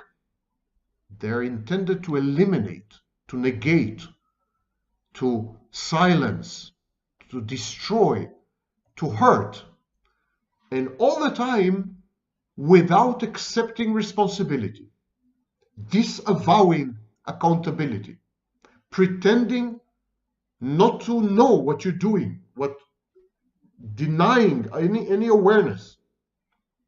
And this duplicity, these mixed signals are the core of the pain and the hurt and the discomfort and the ego dystony experienced by the recipients of the passive-aggressive discharge. So when you're exposed to passive-aggressive speech or passive-aggressive behavior, you feel highly uncomfortable. And you don't know why. On the surface, on the face of it, superciliously, the speech is innocuous, innocent, well-meaning, friendly. And yet you feel, you have this nagging intuition that underneath it, there is envy and hatred and rejection and resentment and the wish to somehow hurt you and damage you and undermine you and take you down and push you back. And it is this discrepancy between what is called the hidden text, the occult text, and the overt text. This discrepancy between them is what gives rise to the discomfort and upset caused by passive-aggressive speech acts. They're very typical of covert narcissists. The second category is solicitation. This is a speech that is intended to trigger, elicit, and provoke highly specific reactions in the recipients of the speech, in those who listen to the speech or hear what has been said. So take, for example, pseudo-humility. Pseudo-humility is when the covert narcissist pretends to be humble, modest, claims to own his mistakes when he admits or confesses to having done wrong. And all the time the intention is to elicit from you a countervailing reaction. So if the covert narcissist says, "Oh, I'm so ugly," you are supposed to say, "You're not ugly at all. You're actually handsome." Or if the covert narcissist says, "I'm so stupid, I keep doing these mistakes," you're supposed to say, "You're not stupid at all. Actually, you're highly intelligent. You're an intellectual. You're wrong about that." So you're supposed to negate the pseudo-humble speech. Pseudo-humility is intended to trigger its own contradiction and negation. It is a way of eliciting narcissistic supply, however indirectly and manipulatively. So the covert narcissist would make claims that appear on the surface to be self-deprecating, self-negating, self-humbling, modest, humble, would eat humble pie ostentatiously, and yet all the time, throughout the speech act, the covert narcissist fully expects you to disagree with him, to contradict him, and to tell him how great he is, and how much, to what extent he conforms to his fantastic, inflated, grandiose self-concept.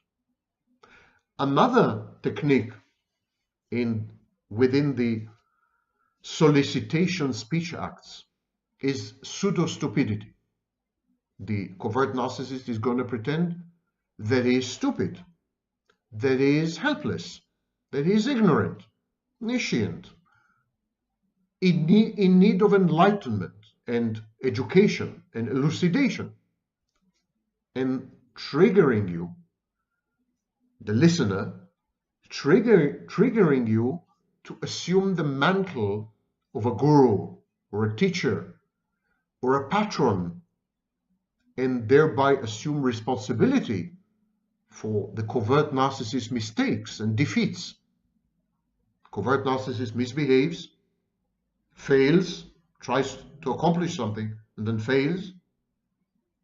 And then you come into the scene. The covert narcissist admits and confesses to his own shortcomings and errors of judgment and so on.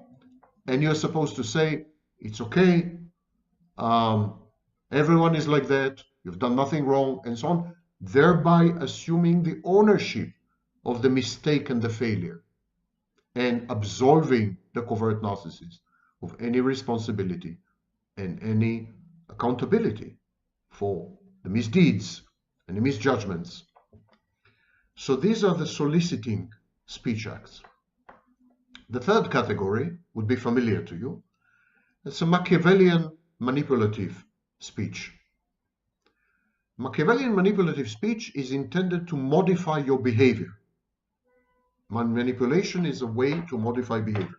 All human beings, normal and healthy, narcissists or not, psychopaths or not, all human beings manipulate the behavior of other people via speech acts, body language, and displays of behavior. It's totally normal, totally healthy. What is different with the covert narcissist and the overt narcissist is that the manipulation is not benign, is not innocuous. The manipulation is intended to accomplish some goal which is deleterious and detrimental to the manipulated person. Whereas a healthy person or a normal person would manipulate the behaviors of people around him or her in a way that is not damaging to these people, in a way that would not hurt them, would not cause them pain, would not set them back, would not take them down. The manipulation, the Machiavellian manipulation of the covert narcissist is intended to hurt you, to damage you, to render you inferior and suffering, to inflict on you pain. So the manipulation is about modifying your behaviors so as to render you self-defeating and self-destructive and self-trashing and self-molesting and self-mutilating and self-harmful. So a covert narcissist, for example, may catastrophize, and by catastrophizing induce in you anxiety, which would then modify your behavior in a way which is counterproductive, self-undermining, and wrong. Or the covert narcissist may act helpless, needy, and thereby trigger in you protective instincts or a savior, healer, fixer, rescuer complex, and force you into the Karpman drama triangle, wherein you would act a certain role which is alien to you, which is not you. So one major test of unhealthy pathological manipulation compared to healthy normal manipulation is that unhealthy pathological manipulation changes you in a way that is alien to your essence and to your core identity. This process is known as estrangement. This kind of manipulation induces in you estrangement. You feel that you're a stranger to yourself. You can't explain to yourself why you're behaving in certain ways. You have been had, you have been pawned, you've been manipulated. The fourth category are the controlling speech acts, or controlling speech. Controlling speech can take myriad forms, and it's impossible to make an exhaustive list of how the covert narcissist controls you verbally via speech acts. So it could, for example, be a form of surveillance, like spying on you, intruding on you, monitoring you, supervising you, being ever present, omnipresent, never leaving your space, not allowing you to have your own territory, diminishing or undermining your agency and independence and personal autonomy, and so on and so forth. So this is one category of controlling speech. Then there is the fantasy speech. The fantasy speech impairs your reality testing, deranges you. You become divorced from the world as it is. Your ability to gauge and evaluate reality is undermined, a form of gaslighting. And so you are drawn into an alternative virtual reality, the fantasy of the covert narcissist. You find yourself drowning in the swamp of his lurid and wicked imagination. This is the fantasy speech.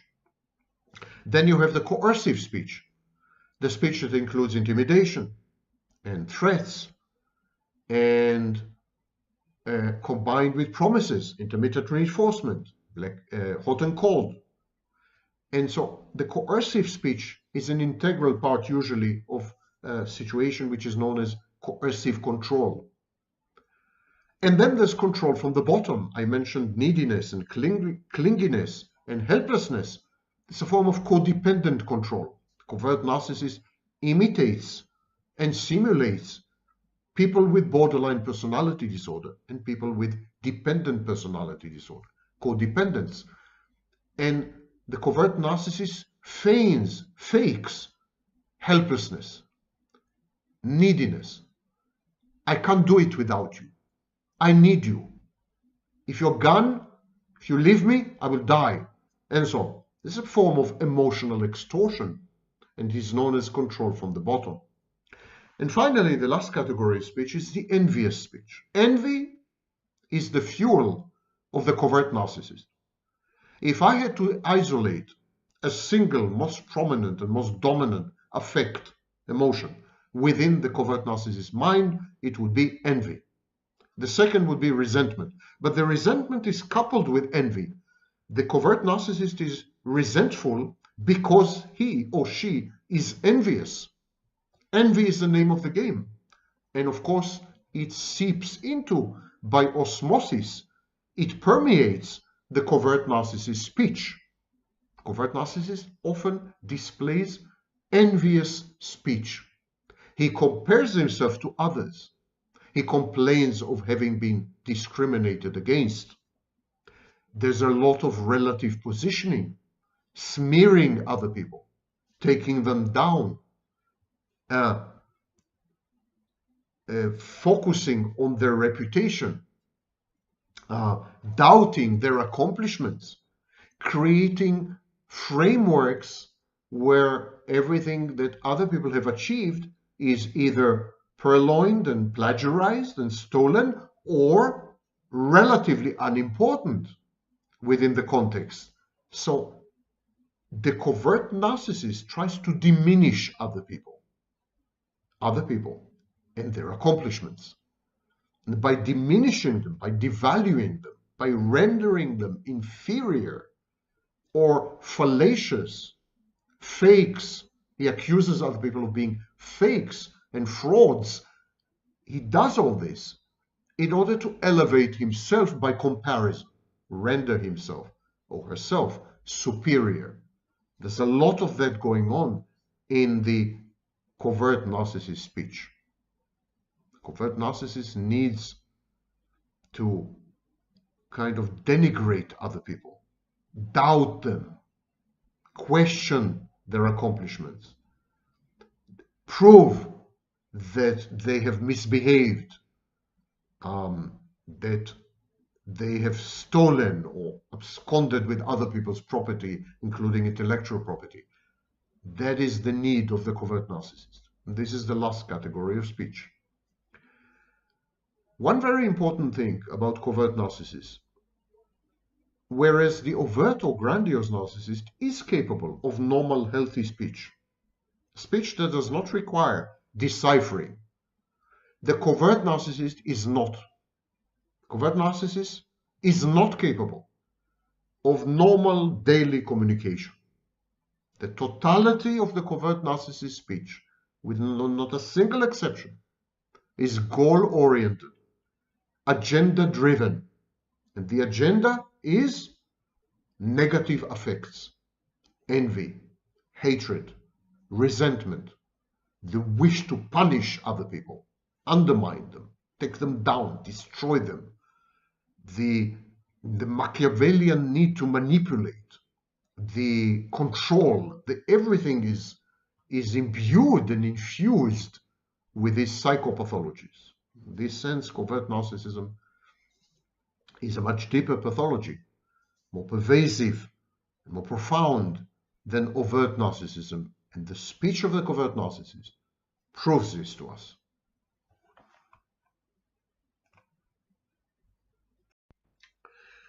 I'm often asked, what is the difference between covert narcissistic abuse and overt narcissistic abuse, both in terms of impacts on victims and the process of healing and recovery? I'm going to dedicate a few videos to this question, but today I would like to start from the topic of language, because language is a very critical instrument in the arsenal of the narcissist. Narcissist uses language, verbal abuse, repetitive rhythmic iteration of utterances. Narcissist uses all these sounds basically to entrain the target, to penetrate the victim's mind, to install an introject there, and to continue to control and manipulate the victim, sometimes from afar, remotely. The role of language is critical. I've dedicated to it several videos. You can find the links in the description. But today I'm going to attack this issue from a different angle. My name is Sam Vaknin. I'm the author of Malignant Self-Love, Narcissism Revisited, and therefore very adept with languages. And I'm a professor of psychology. Whether you choose to believe it or not, that's entirely your problem. Remember, there's a 3-day seminar in Skopje, the Republic of North Macedonia, May 22nd to May 25th, free completely. In order to reserve a seat, please write to me at samvaknin, one word, at gmail.com or contact at vrfoundation.net. Contact at vrfoundation.net. You can find the email addresses in the description. Just write to me and I'll reserve a seat for you. Okay, let's delve right in. Both overt and covert narcissistic abuse, in other words, narcissistic abuse meted out by the overt narcissist and narcissistic abuse meted out by the covert narcissist, both types of abuse have a lot in common. The shared fantasy, introjection, entrainment, all the mechanisms are actually the same. But there are a few major differences. And perhaps the first core difference or distinction I would like to tackle is that of language. Covert verbal abuse in the shared fantasy. The overt narcissist is usually grandiose, in your face, defiant. You see them coming. What you see is what you get in many respects. The use of language is instrumentalized. The language is transparent. The narcissist uses language mainly, the overt narcissist uses language mainly to subjugate and subdue other people, to harass them, to bully them, to stalk them, and so on. So the language in the case of overt narcissism is a form, or at least allied with, externalized aggression. But as I said, the language is transparent in the sense that you don't have to second guess, decode, decipher a lot of the communication, except of course in some cases which I've dwelt on in my videos. But the covert narcissist is different. The covert narcissist uses language in surreptitious, subtle ways, nuanced ways even. Language is an art form in covert narcissism because nothing much else is available. The covert narcissist is a collapsed narcissist. It's a narcissist who fails or has failed and is failing to obtain narcissistic supply in any other way. The covert narcissist is seething with animosity and hostility and antagonism. is passive-aggressive, is on the one hand pretends to be modest, pseudo-humility, pretends to be altruistic and charitable. Many covert narcissists are ostentatiously pro-social and communal, but deep inside, the picture is completely different. And because of this discrepancy between the covert narcissist's implicit self-esteem, the covert narcissist's inferiority complex, to use Adler's term, and the covert narcissist's explicit self-esteem, which is essentially self-esteem based on resentment, on bitterness, on contempt for others, on the rejection of, in many ways, social mores and conventions. Covert narcissist is much closer to psychopathy in some ways than the overt narcissist. It doesn't qualify, covert narcissist does not qualify as a psychopath for a variety of other reasons, but these elements are common with the psychopath, this hatred of society. The psychopath detests society because he regards society as inferior. The covert narcissist deplores and abhors society because he believes that he has been dealt a raw hand, that he's being discriminated against, that he's been overlooked, that he is being treated unjustly. Okay, so the covert narcissism is about disguise, is about camouflage, is about pretension, is about faking. And of course, the language is responsive to these exigencies and constraints. The language similarly must be underhanded, under the radar, camouflaged, disguised. What you see or what you hear is not what you get. The language has a double meaning. And we call this situation hidden text and overt text.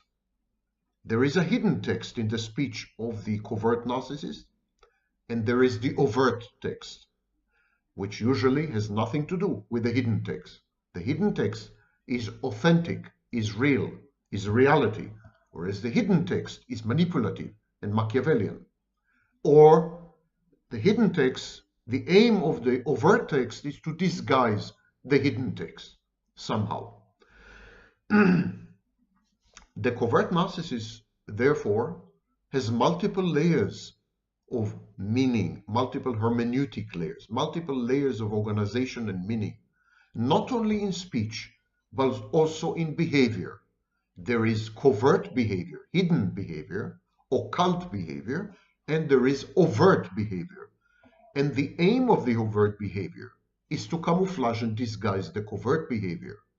The aim of the overt behavior is to manipulate people, to modify their behaviors, to get them to do what the covert narcissist wants them to do. And in overt narcissism, this gap, this abyss between hidden and open, between real and fantasy, between authenticity and display, they exist in all types of narcissism. But in overt narcissism, the abyss, the chasm, the gap usually rises to the surface sooner or later.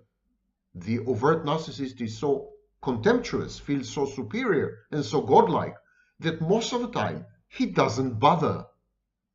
He doesn't bother. He takes for granted that he's entitled to other people's property, other people's attention, other people's admiration and adulation, other people's help, and so on, collaboration. So this sense of entitlement in the overt narcissist usually renders the need to disguise and to camouflage and to hide quite unnecessary. Whereas in covert narcissist, it is intact. The covert narcissist lacks self-confidence and self-esteem. Covert narcissist is unable to regulate his or her sense of self-worth either from the outside, with With narcissistic supply, time for my tea, or from the inside.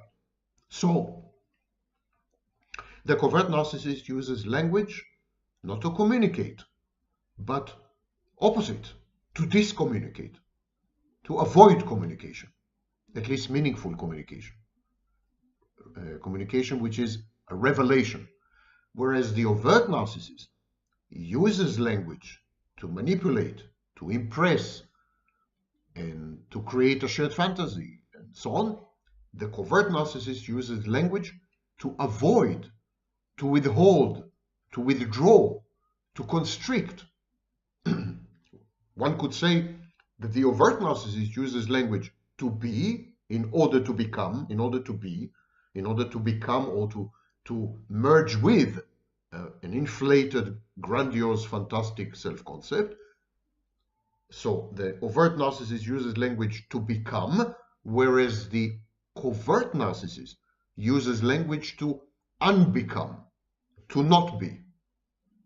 A perfect example of this is dog whistling. Dog whistling is way more common among covert narcissists. Overt narcissists would use dog whistling mainly in order to humiliate or subdue someone. The covert narcissist would use dog whistling for literally the entire communication.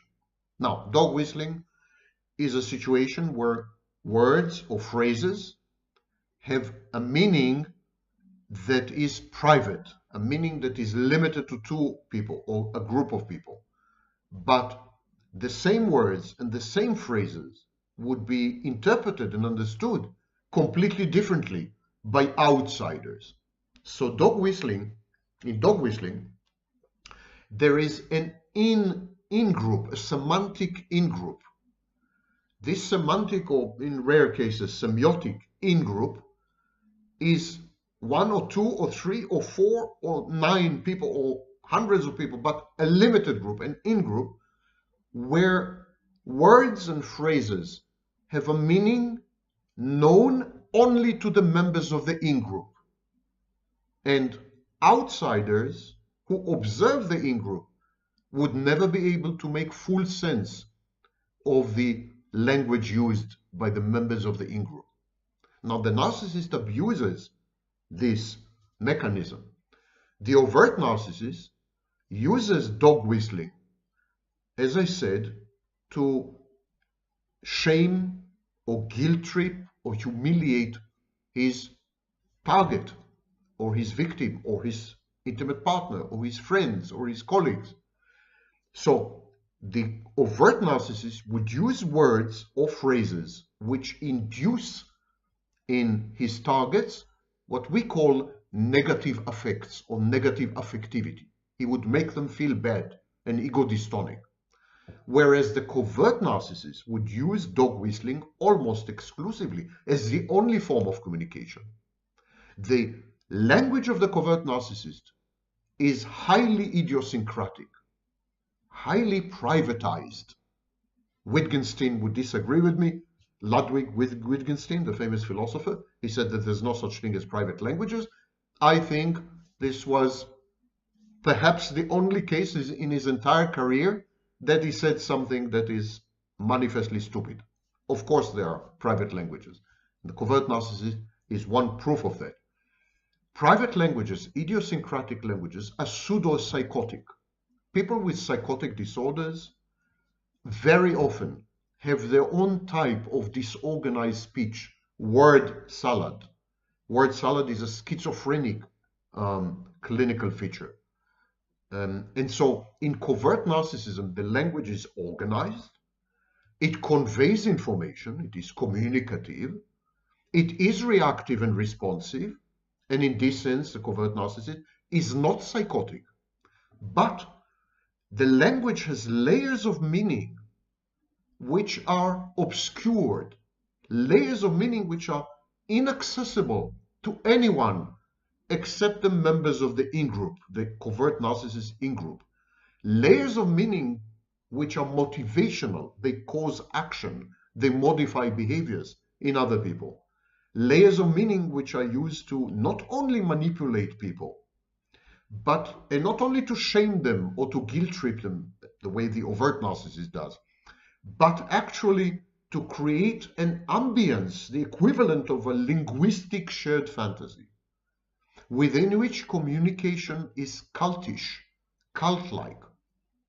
The covert narcissist use of verbal abuse, dog whistling, and so on and so forth, is highly instrumentalized, much more so than the overt narcissist, and much more idiosyncratic and private than the overt narcissist. In this sense, the language of the covert narcissist is the functional equivalent, operational equivalent of gaslighting in psychopaths. Now, you know that I keep teaching you that narcissists do not gaslight. They do not gaslight because they cannot tell the difference between reality and fantasy. Whereas gaslighting requires the ability to know what is real and what is fantastic, and then to lie. This is not the case with narcissists. But the practical implications of the narcissist's behavior and language, choice of language or use of language, these implications are such that actually the victim or the target is being gaslit, experiences gaslighting. In other words, the victim develops impaired reality testing. Victim begins to doubt her ability to gauge, appraise, and evaluate reality. She begins to doubt herself. She asks herself, am I going crazy? Do I see things correctly? And so on and so forth. And this renders her dependent on the narcissist. Okay, the covert narcissist gaslights even when he or she does not gaslight. Whereas the overt narcissist imposes on the victim or the target a shared fantasy, which is the functional equivalent of gaslighting. The covert narcissist uses language to construct a total reality that is essentially in its entirety, in its totality, in its completeness and wholeness, gaslighting. So, with the overt narcissist, gaslighting-like behavior is actually instrumental and has to do with the shared fantasy. With the covert narcissist, the gaslighting is built into the fabric of the covert narcissist experience, life, and interpersonal shared relationships. That's a massive difference. It's a very important difference. Again, let me emphasize, narcissists, covert or overt, do not gaslight. They cannot tell the difference between reality and fantasy. And they don't use gaslighting as a manipulative Machiavellian tactic, the way a psychopath does. But the outcome, sharing a life with a narcissist, interacting with the narcissist, the victim or the prey or the target are being gaslit, experience gaslighting. Even though the narcissist had no intention to gaslight, he ends up gaslighting. And whereas the overt narcissist gaslights occasionally, instrumentally, functionally, and in relation with the shared fantasy, the covert narcissist's entire being, entire existence, is one big gaslight experiment, one big gaslighting experience. And the victims who are exposed to overt narcissism react differently than the victims who are exposed to covert narcissism. In overt narcissism, the overt narcissistic abuse has ramifications and consequences on the victim, which are harrowing and terrible. But the victim, sorry, but the victim loses herself much less with the overt narcissist than with the covert narcissist.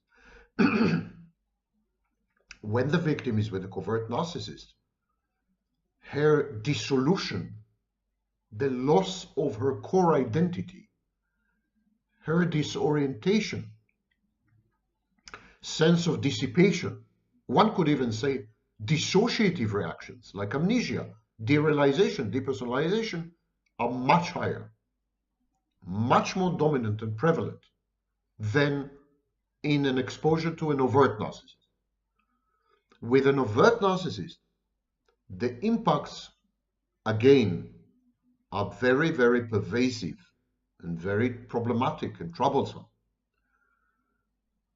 The same impacts occur when the victim is exposed to a covert narcissist, but much more so.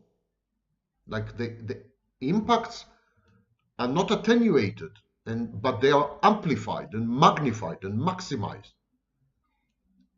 Being with a covert narcissist is like being with someone who is 10 times the overt narcissist. The damage, the trauma with the covert narcissist is much more insidious, permeates the victim's existence much more fundamentally and much more persuasively than with the overt narcissist. Being with the overt narcissist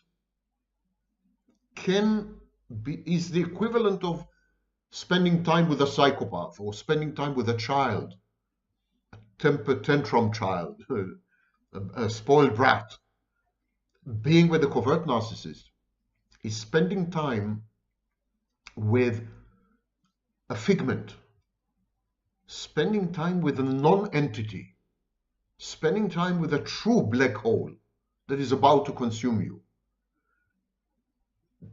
In my opinion, covert narcissistic abuse is far more dangerous and pernicious than overt narcissistic abuse.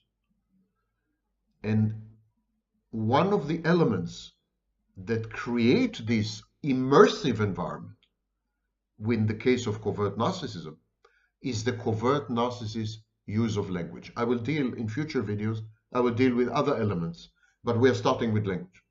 The covert narcissist uses language to construct a world which is immersive, all-consuming, and dissolving. Feel that you're dissolving. It's not regression. The overt narcissist regresses you, infantilizes you, renders you dependent and addicted, and then proceeds to take away your identity, infiltrate your mind, and gain control over you. And that's bad enough. The covert narcissist dissolves you, eliminates you by reducing you to molecules, dissipates you, evaporates you. And the feeling is, of course, much more horrible than when you are with an overt narcissist. Now, I mentioned that every person, every human being, healthy and unhealthy, we all have an inner text, and we compare every information and every stimulus emanating from the environment to this inner hidden text. We could conceive of ourselves as walking, talking, carbon-based narratives. This is called narrative theory. And so there's the inner narrative, which is an organizing principle, the kind of structure, provide order and predictability, and so on and so forth, based on experience. It's a kind of theory, a theory of one's own mind. And so this inner text is there. And whatever happens in the environment, you compare it all the time, compare this information all the time to your theory of your own mind, theory of other people's mind, theory of relationships known as internal working models.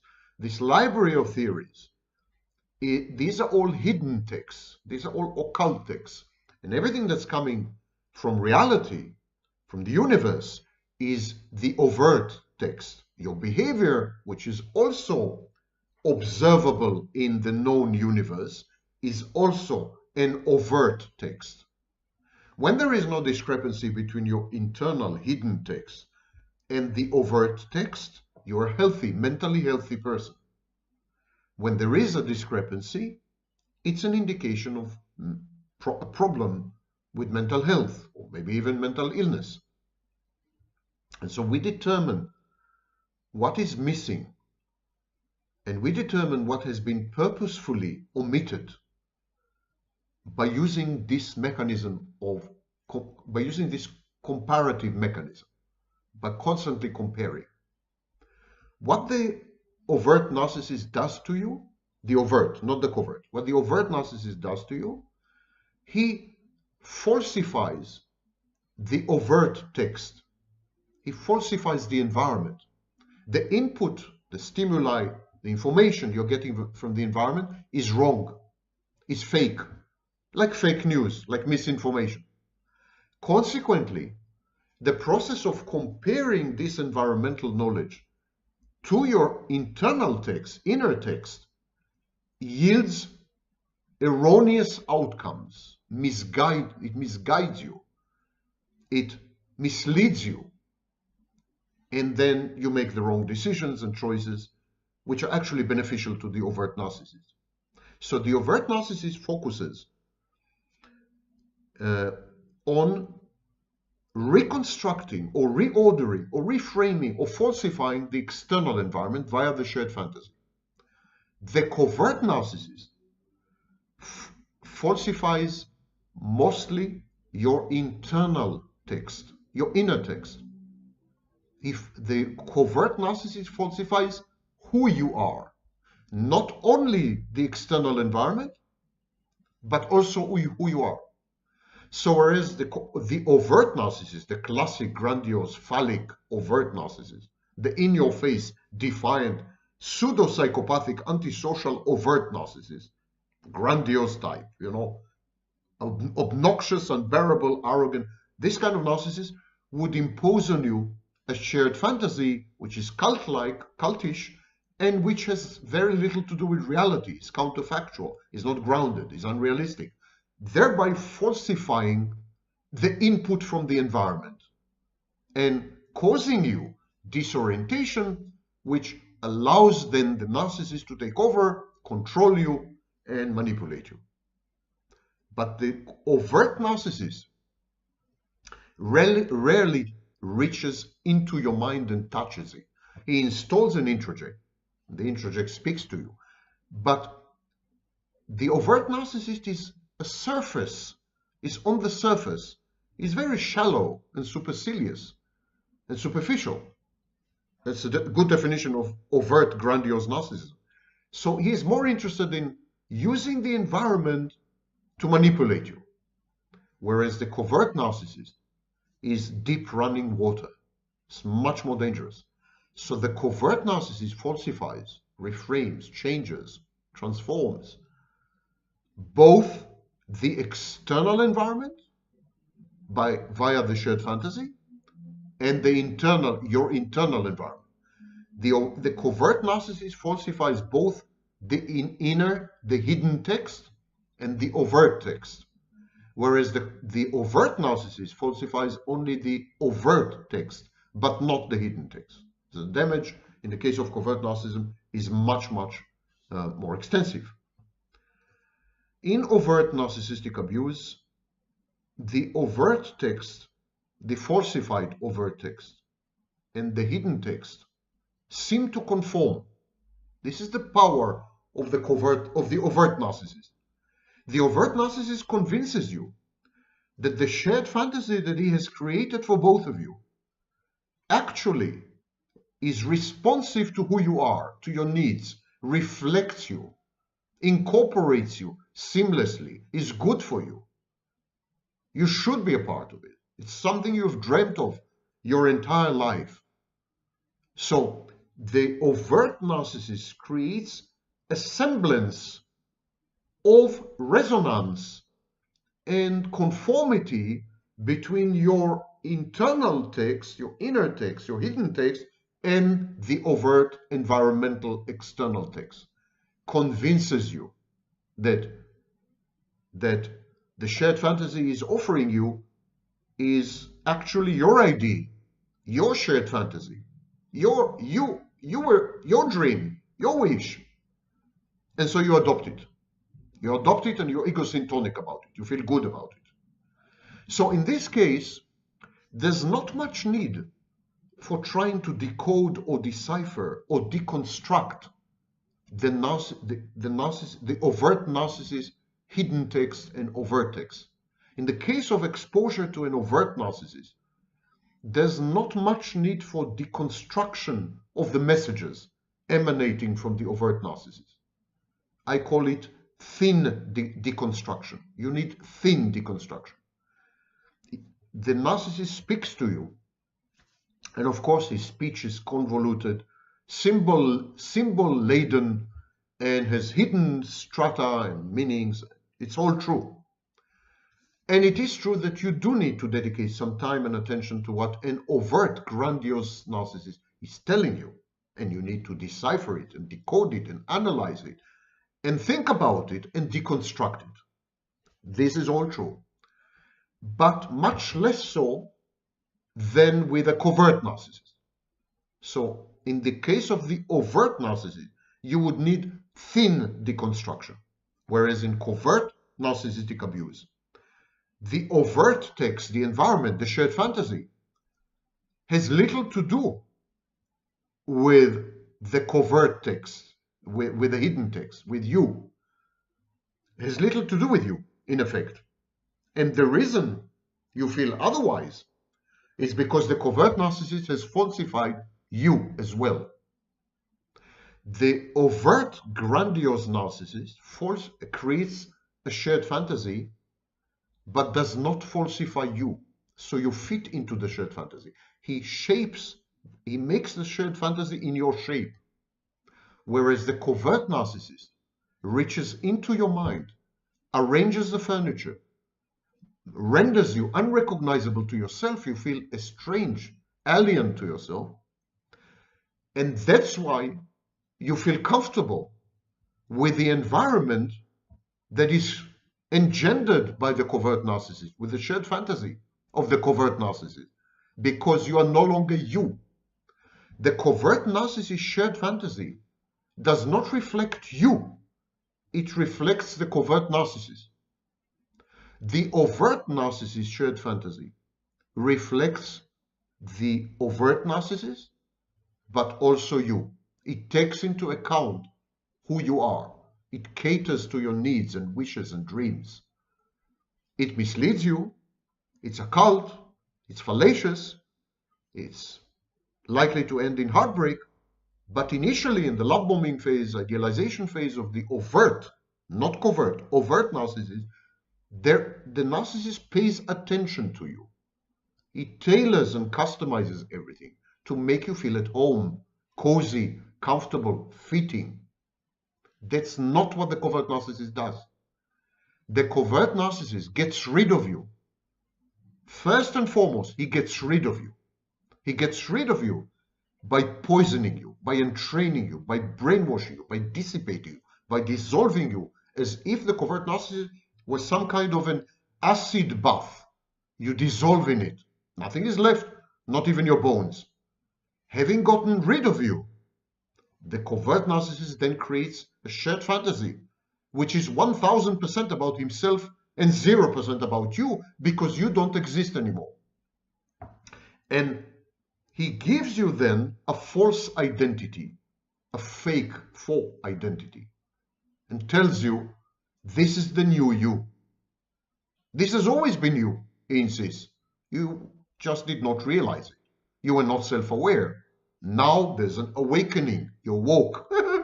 And now, says the covert narcissist, that you have found yourself, that you have discovered yourself through me, now you can fit into the overt text, the environment, the shared fantasy that I've created for you. So, the overt narcissist, the grandiose, classic, phallic, overt narcissist, tailors the shared fantasy, the overt text, to conform to your hidden text, to your internal text. Because the shared fantasy is fallacious and fake and wrong and unreal and not grounded and so on, this in due time has a massive adverse, deleterious aspect on your internal text in due time, as time passes, as exposure continues. So initially, In the initial phases of the shared fantasy of an overt narcissist, the fantasy is going to fit you hand in glove. You're going to feel very comfortable in the shared fantasy. Only gradually, because the shared fantasy is counterfactual, is a fantasy, is nonsense, it's nothing to do with reality. Only gradually, you will discover that if you want to remain within the shared fantasy, if you want to have the narcissist in your life, you need to suspend yourself. You need to deceive yourself. You need to lie to yourself. You need to become someone else. So this is the process with an overt narcissist. With a covert narcissist, the process is exactly reversed. With a covert narcissist, the first thing you have to do is disappear, lie to yourself, deceive yourself, pretend, fake, not be you, suspend yourself. This is the ticket, the entry ticket. This is the precondition for then becoming a part of the covert narcissist shared fantasy. So with the overt narcissist, it's from A to B. With covert narcissist, it's from B to A.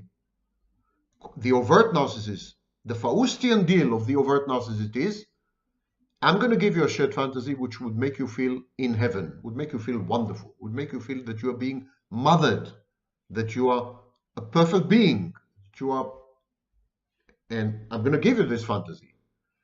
But gradually, you will disappear. Gradually, you will become not you. Whereas the covert narcissist message is, you need to become not you. You need to disappear if you wish to enter my shared fantasy. And so, in the case of covert narcissism, there's a dire need for deconstruction of language, a dire need for unearthing and mining the meaning behind the sentences and utterances and statements of the covert narcissist. And this requires a lot of heavy work, and I call it thick deconstruction. In the case of covert narcissism, from the very get-go, there is disorientation. Disorientation is defined this way in the dictionary of the American Psychological Association: an impaired ability to identify oneself or to locate oneself in relation to time, place, or other aspects of one's surroundings. Long-term disorientation can be characteristic of neurological and psychological disorders. Temporary disorientation can be caused by alcohol or drugs, or can occur in situations of acute stress, such as fires or earthquakes. Disorientation, of course, so this is the definition, and I'm adding, disorientation, of course, can be induced by exposure to environments which conflict somehow with one's reality testing. When one thinks one knows reality, when one believes in one's ability to gauge reality, and suddenly reality changes in ways which undermine or challenge our perception of reality, that's very disorienting. That's what the narcissist does. He creates totally fake, fantastic environments that challenge our perception of reality. And this creates confusion. Confusion, according to the dictionary, is a mental disturbance characterized by bewilderment, inability to think clearly or act decisively, and disorientation for time, place, and person. It's also called mental confusion. I propose that the mental disorientation of victims of narcissistic abuse, especially covert narcissistic abuse, extends not only to one's core identity, who am I? There's disorientation, there's confusion about one's identity, who am I? But I think it extends to everything.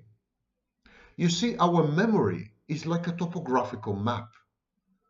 Our memory is spatial, it's like space, where you have all kinds of objects which serve as benchmarks and milestones.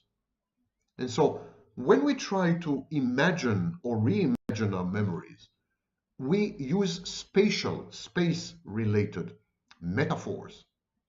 And so when the narcissist induces in the victim disorientation, the disorientation is also topographical. but it's not topographical in the classic objective sense, topographical in the real world, on the street or in the countryside. No, it's not topography in the physical sense, but it is a topography of memory. The narcissist induces in the victim a topographical mental disorientation which has to do with a spatial metaphor of memory. The dictionary defines topographical disorientation this way: a disorder of spatial visualization, visualization, exemplified by difficulty in recalling the arrangement of rooms in one's house or of the furniture in a room within that house. Individuals with topographical disorientation also may be unable to recall or describe the location of landmarks or other familiar objects in their neighborhoods. The condition is typically associated with impairment of the right parietal lobe. It's also called topographognosia. Okay, I claim that the narcissist induces in you topographognosia. In other words, he induces in you a topographical sense of disorientation because the landscape of your memory becomes alien to you. Your memory is like a space, internal space, and it's full with landmarks and milestones, as I said. Then when the narcissist takes this away, falsifies it, you begin to regard your own memory, which is a core feature of your identity. You begin to regard your memory and identity as an alien planet, and you feel like an extraterrestrial in your own internal planet.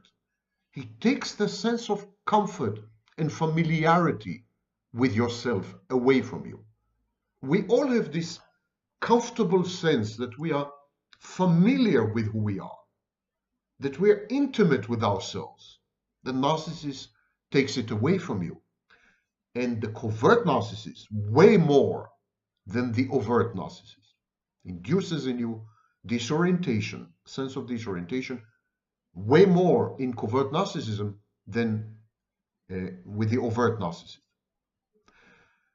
In the next video, we will discuss other impacts of covert narcissistic abuse versus overt narcissistic abuse.